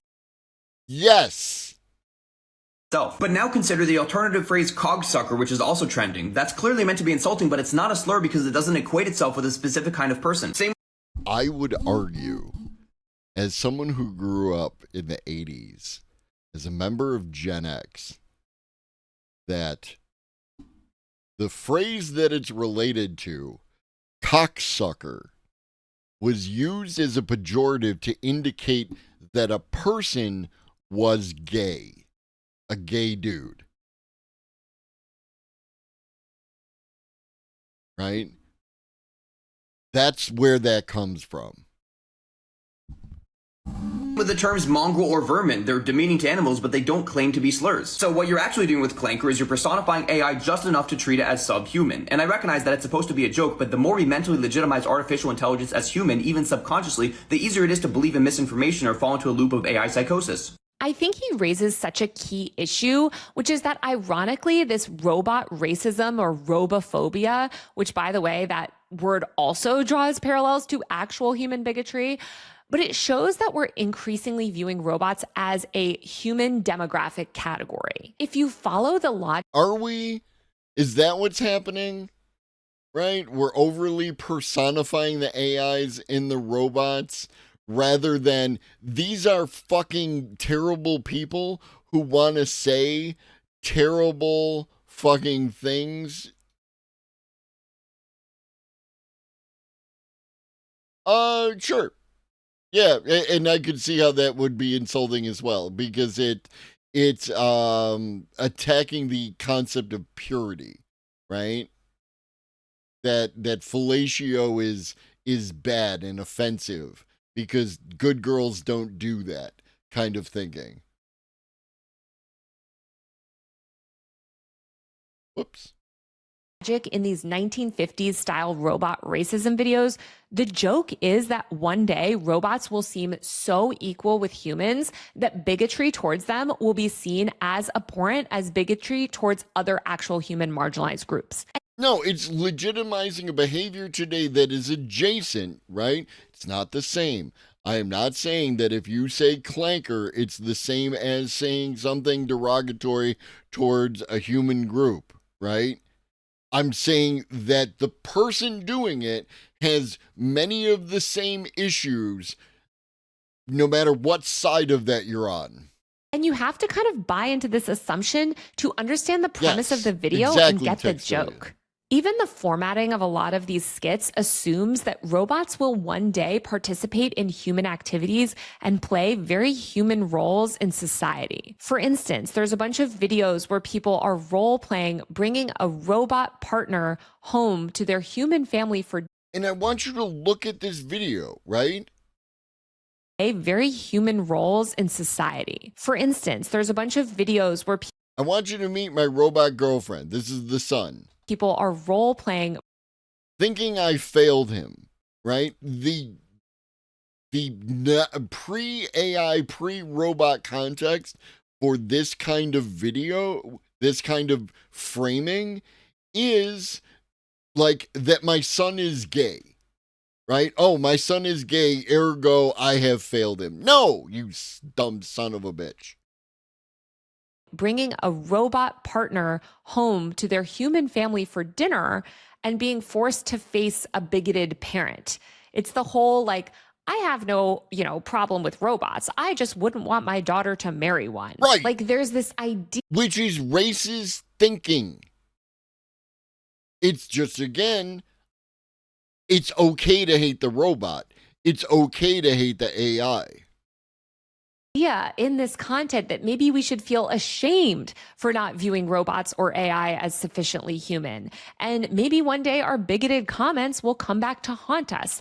Like one user posted on X, quote, "Star Wars did give us a slur for robots, clankers, but I don't use it because I don't want to have to look a robot in the eye 50 years from now and be like, you don't understand, it was a different time."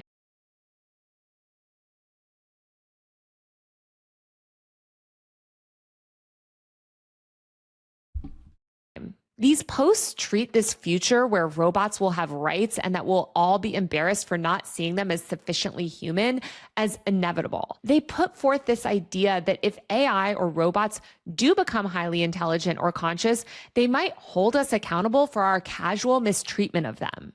Some ethicists, like David Gunkel, have posed this question before. Gunkel has proposed that if robots ever do become seen as sentient, then our current hateful attitudes toward them might be akin to some kind of speciesism or new form of prejudice.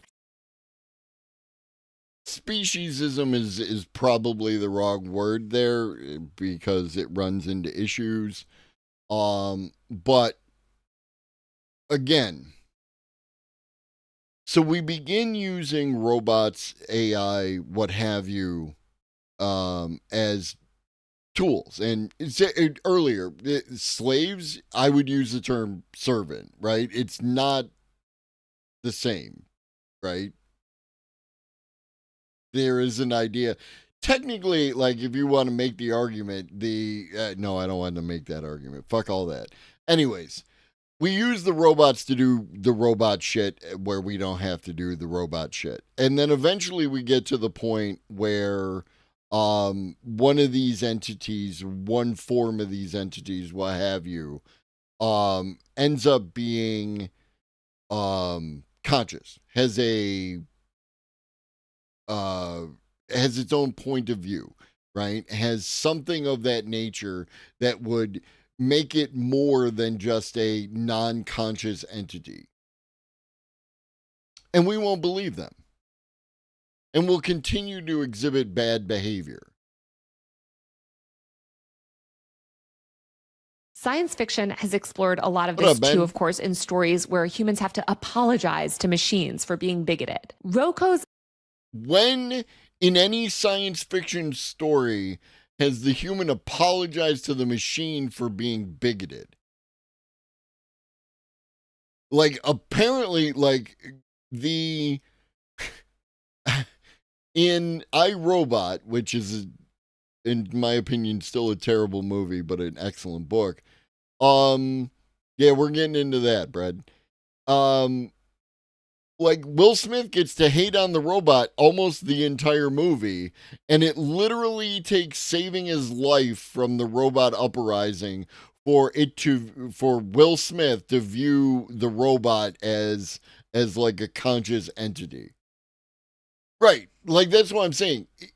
She makes it sound like it's a common thing, and it's, as far as I can tell, very rare. Basilisk is a thought experiment that states that there could be an artificial superintelligence in the future that, while otherwise very benevolent, would ultimately punish anyone who knew of its potential existence but did not directly contribute to its advancement or incentivize its development. Of course, the worst people alive are. Again, Rocco's Basilisk is just a reframing of the Pascal's wager. That's all it is.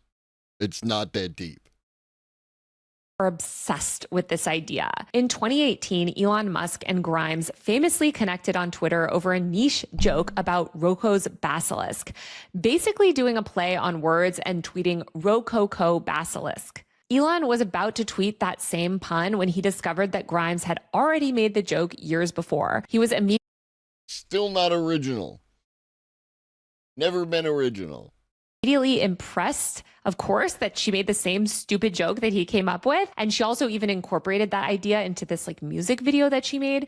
So naturally, he slid into her DMs. They started talking about AI and philosophy, and the rest is history. But back to robot racism. There's this underlying belief system that these jokes all presuppose. Why did we segue to talk about Elon and Grimes there? Was that necessary? Technologists believe that it's only a matter of time before AI achieves a level of sophistication that might be called consciousness or at least some kind of personhood. Which is what I just said. Grimes just, I'm not sure what that is. Already in 2022, a Google engineer named Blake Lemone made headlines claiming fucking Blake that Google's AI chatbot Lambda was sentient, even calling it his colleague and asserting that it had rights that need to be recognized. Google disagreed and fired him. But if, hypothetically, AI entities do become self-aware and capable of emotions and considered part of the moral community, then terms like clanker would cease to be funny. This is what those tweets like, "It was a different time," allude to. I don't know that particular book, but I saw that Eliezer Yudkowsky appeared on a podcast talking about that. The whole P-Doom fucking shit show. Already, popular media is pumped full of stories about AI or machines having inner lives, like Her or the movie AI. It's not beyond the realm of reason that someday, maybe not too long from now, we will have to face a serious ethical reckoning in terms of how we view robots or AI systems. Some academics are already planning for when we'll have to start extending concepts of rights and dignity to non-biological beings. On the other hand, there are scholars like Joanna Bryson. Fuck you, Chef. Who famously argue that actually robots are just property. These academics have sounded the alarm about the anthropomorphism of AI and robots and claim that these efforts to assign them rights is deeply misguided. Robots are just property. At this point in time, they are, right? Not fucking, but like to imply, to state that is always going to be the case is a very myopic point of view. And a pretty effed up thing to do when millions of actual human beings, like in the real world on this right, exactly, Drake, planet, still don't have equal rights. And we can talk about two different things at the same time, right? I don't need to expend a whole lot of energy on the robot's rights question. I would just like to have a conversation about it while we're talking about the number of people, humans, biological humans, who do not have equal rights. I can do both. I'm good at doing both. I can maintain all sorts of different things at the same time. I don't just have to focus on one thing or I'll get distracted and the other thing won't happen. To me, this argument is Right now I'm streaming and tomorrow I have to work. Very compelling, and I pretty much agree with these researchers. Yeah, well, fuck you. When I was researching this video, I came across a 2020 paper titled Robot Rights. Let's talk about human welfare instead. Again, everything I already said. The two authors, whose names I'm definitely going to butcher, which sucks because they're actually really great, and I loved this paper, but Abeba Burhane and Jelle Van Dijak. What up, Michael? Talk about how conversations and that's exactly where we started with this video, Michael, and where I still am, but Taylor has moved on to say it's actually okay to be racist to robot. When unsure, choose kindness and respect. Do it for yourself as much as for others. Exactly.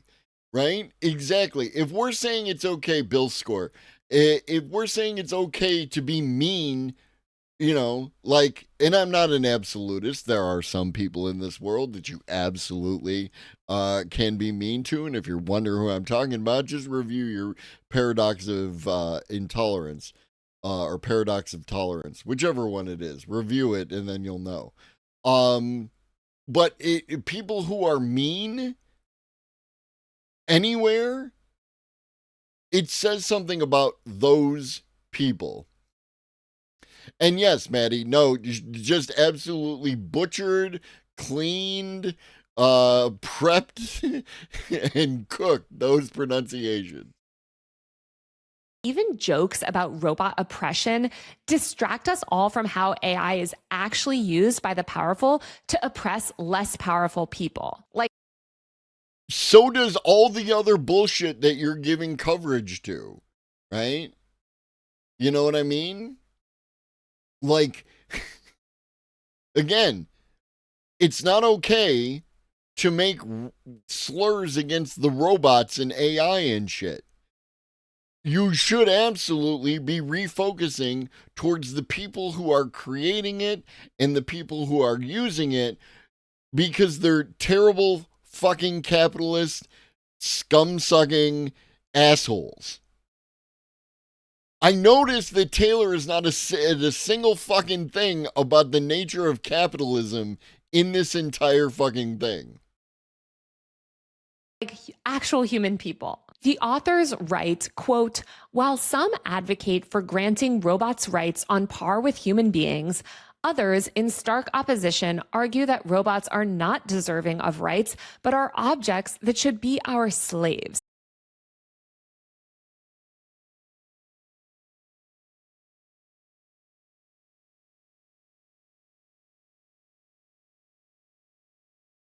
Just read your fucking history. We argue not just to deny robots rights, but to deny that robots as artifacts emerging out of and mediating human beings are the kinds of things that could be granted rights in the first place. So yeah, yes, Marmot. Marmot is fuck. Once we see I was specifically speaking up until this point, Van Briggs. Maybe she'll get to it. Maybe I missed that. Robots as mediators of human beings, we can understand how the robots' rights debate is focused on first world problems at the expense of urgent ethical concerns. I agree that we should be focusing on urgent ethical concerns. 100%. We should be focusing on that. We should be addressing that shit. We can also keep in our minds that it is possible that these artificial entities might someday become conscious, might someday have their own point of view, and therefore we need to discuss their rights alongside the rights of people. We should have rights for everyone. Such as machine bias, machine elicited human labor exploitation, and erosion of privacy, all impacting society's least privileged individuals. And who is doing that? Is it the robot? Is it fucking the little robot fucking plastic dog that you buy? Is it ChatGPT? Or is it... No, they didn't have a chance. They were mean to robots and then robots killed them. There is that. Is it Elon Musk? Is it... but it is not this day. Like, I feel like I'm taking crazy pills. Like, am I wrong? Have we gotten to the point where we can only focus on one singular issue at a time, and that's it, and then we're done? Like, we have to resolve that fucking issue, and then we can't move on until we have? Like, do I have a higher view of humanity than Taylor Lorenz?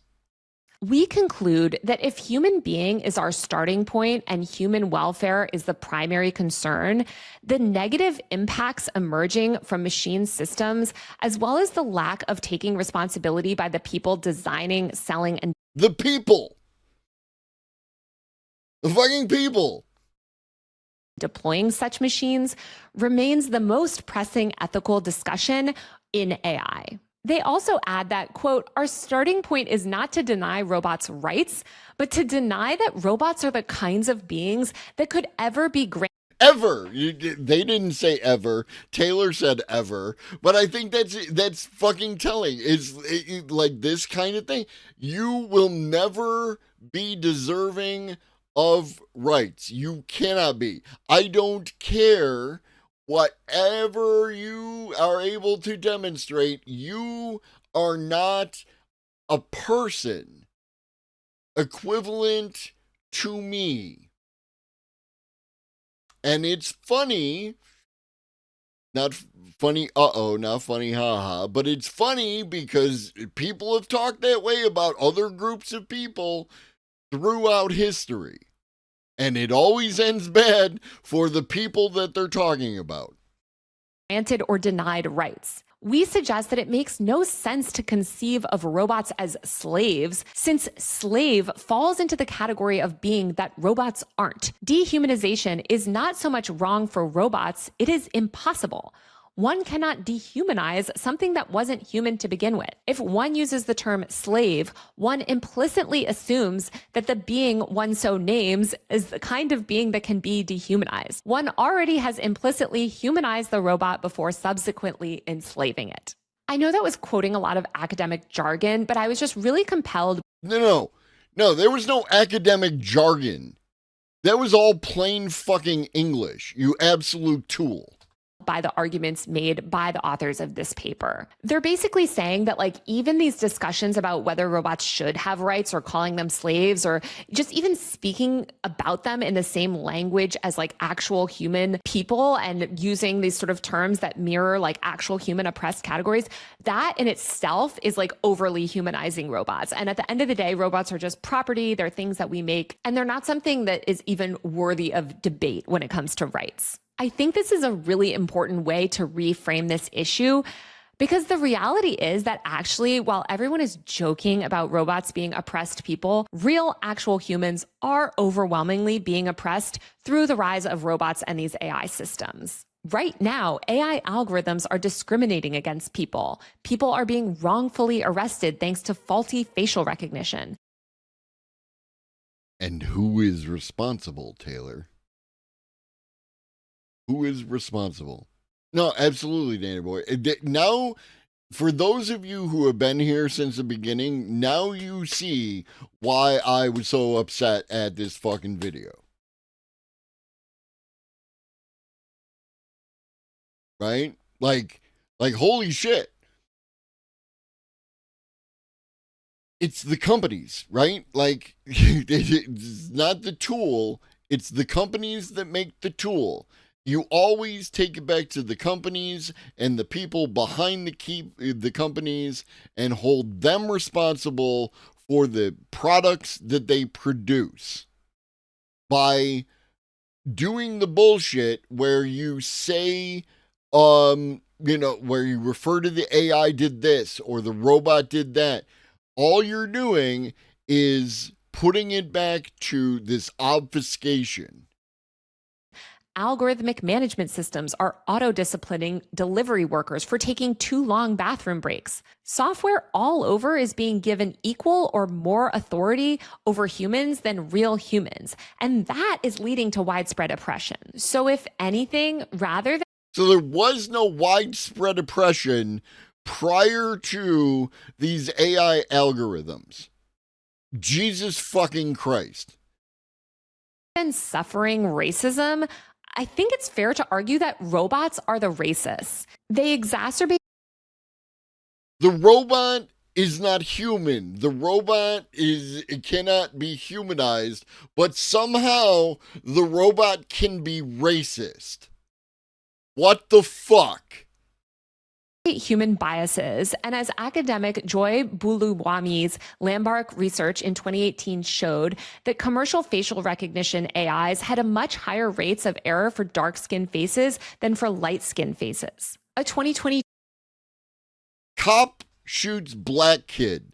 Is the gun racist or the cop? Study led by Johns Hopkins demonstrated that a robot using a biased neural network made blatantly discriminatory decisions associating women with kitchens and black men with weapons. The researchers warned, quote, "We're at risk of creating a generation of racist and sexist robots if we don't address these issues in AI models." Timnit. That's not what they said. You can't even read the words that are fucking on the screen. Right? Because if you read the words that are on the screen, Taylor, it would undermine your fucking argument and be my fucking argument. We are at risk of creating a generation of racist and sexist robots, but people and organizations have decided it's okay to create these products without addressing these issues. Jesus fuck, dude. Racist and sexist robots if we don't address these issues in AI models. Timnit Gebru, what up, Nemesis, who was pushed out of Google for raising concerns about AI, co-authored a paper that highlighted how large language models can entrench systemic biases and oppressive language because they learn from the internet's trove of very biased racist content. True. We talked about that many times. These scholars argue that before we start debating AI rights, we need to ensure that AI respects human rights and doesn't become an instrument of discrimination. Chris Gilliard, a privacy scholar, told the Washington Post, Drake, you should be, if Samsons was here, justice for Samsons, free Samsons. If Samsons would hear, they'd be talking about the robustity argument, so you're fine.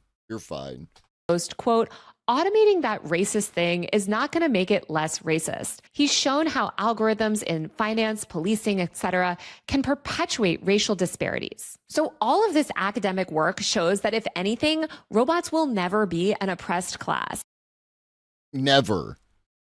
Somehow, all that bullshit means that the robots will never be an oppressed class. I'm not sure how. That argument has not been demonstrated. They will be doing the oppressing. They will magnify the biases of their often inherently... I don't know, Textillion. Maybe they got clapped for, doing the thing. Bigoted human makers. And all of these jokes about robots' rights refocus the conversation around AI ethics and accountability in the wrong direction. I think it's worth asking, for instance, why are we more upset at a clanker taking our job than, say, a biased hiring algorithm discriminating against people of color? Or the companies that use these things that are okay with these outcomes. I'm not saying that you can't do both. Obviously, we can be outraged at both of those things, but videos about those... Oh, all of a sudden we can care about more than one thing at the same time. Fascinating. other things aren't becoming memes and amassing millions of views on TikTok. Some ethicists think that we should bake in respect for AI early on, just in case. Roboticist Katie Darling, for instance, says that we should treat robots with a baseline of ethical care. Shout out Katie Darling. Not because the robot might suffer, it won't, but because our behavior towards robots can affect our behavior towards other human beings. Yes! For instance, if a child is encouraged to torture a robotic pet, it could desensitize that child to hurting actual animals. Creating a culture of routinely insulting and abusing voice assistants might cultivate that behavior towards humans. This is all an area of ongoing study in human-robot interaction. And some academics also argue that no AI or robot should be designed in a way that would fake human personhood so effectively that people might forget that they're interacting with a machine. Using robot slurs like clanker can rehearse the patterns of thought that underlie real racism. Already, some people using these robot slurs, especially the ones I mean, that goes counter to everything that you put in the biggest chunk of this fucking video, but way to come around. Tied to actual slurs against ethnic groups are towing the line with bigotry. I think, for instance, people making plays on like the names of famous civil rights leaders or social justice icons like Rosa Parks or George Floyd is at the very least offensive. If we normalize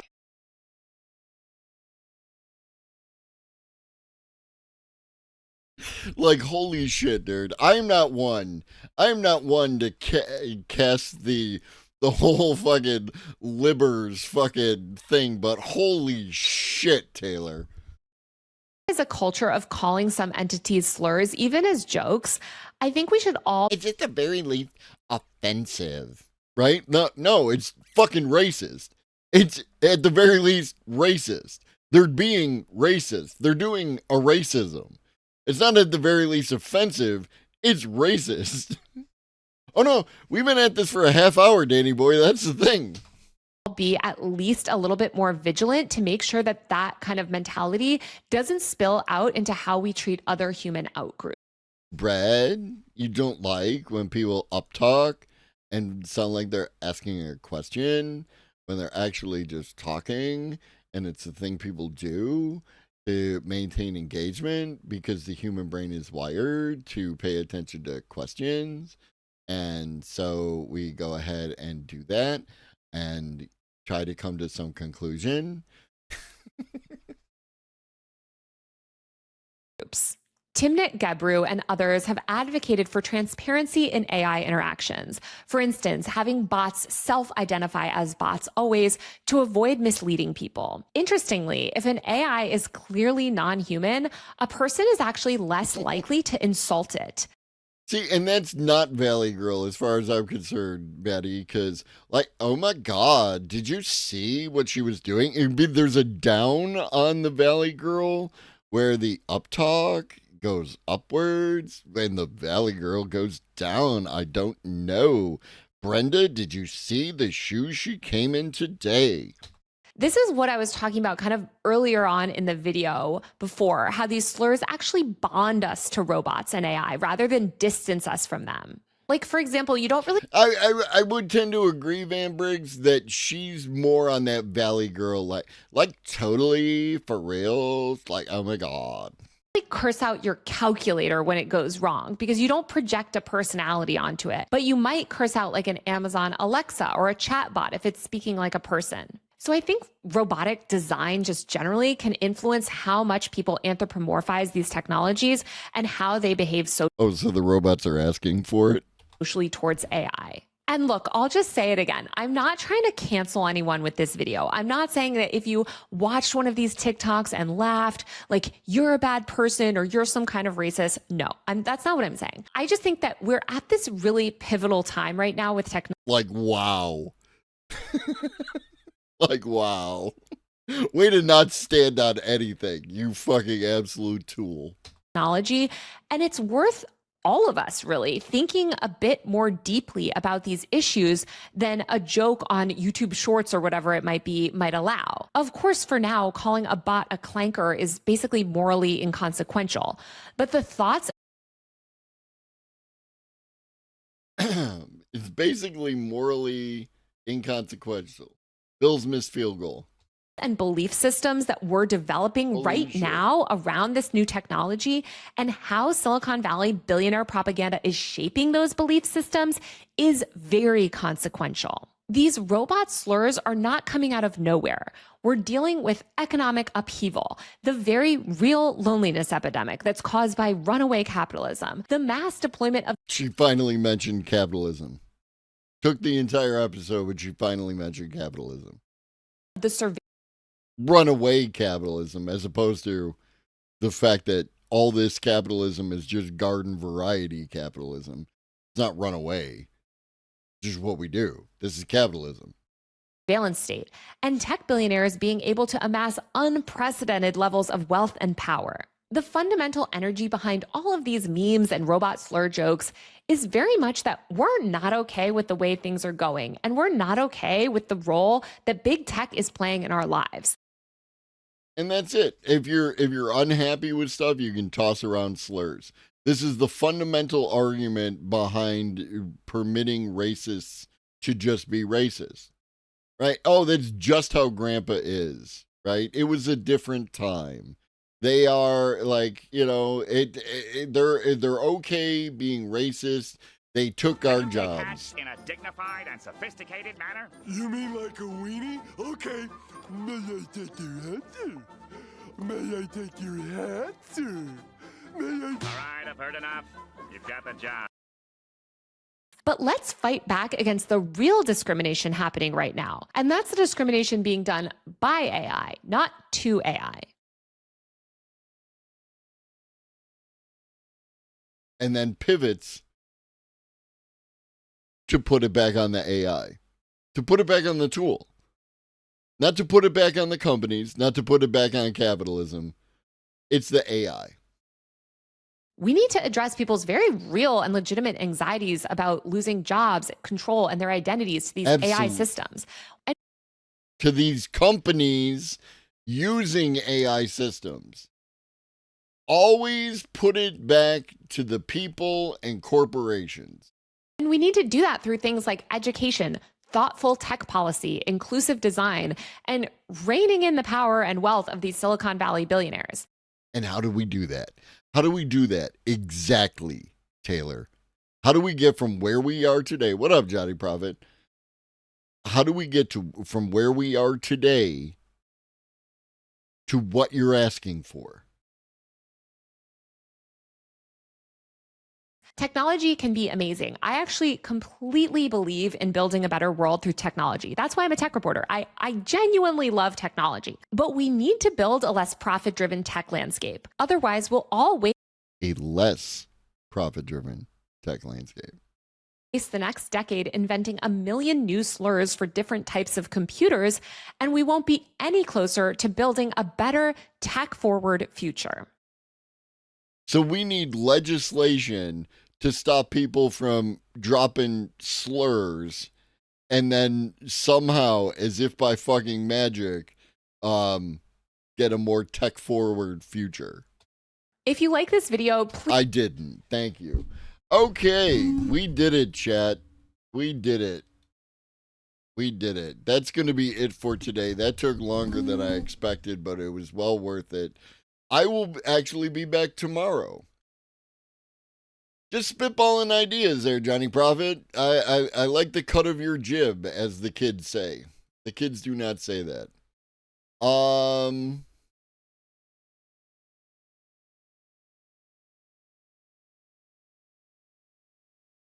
You wouldn't talk to me. Blah, blah, blah.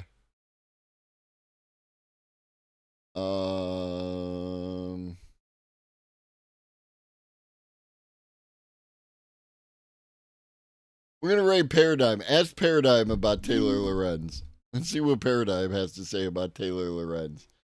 I will be back tomorrow at 6 p.m. Where did my thing go? There it is. 6 p.m. Eastern.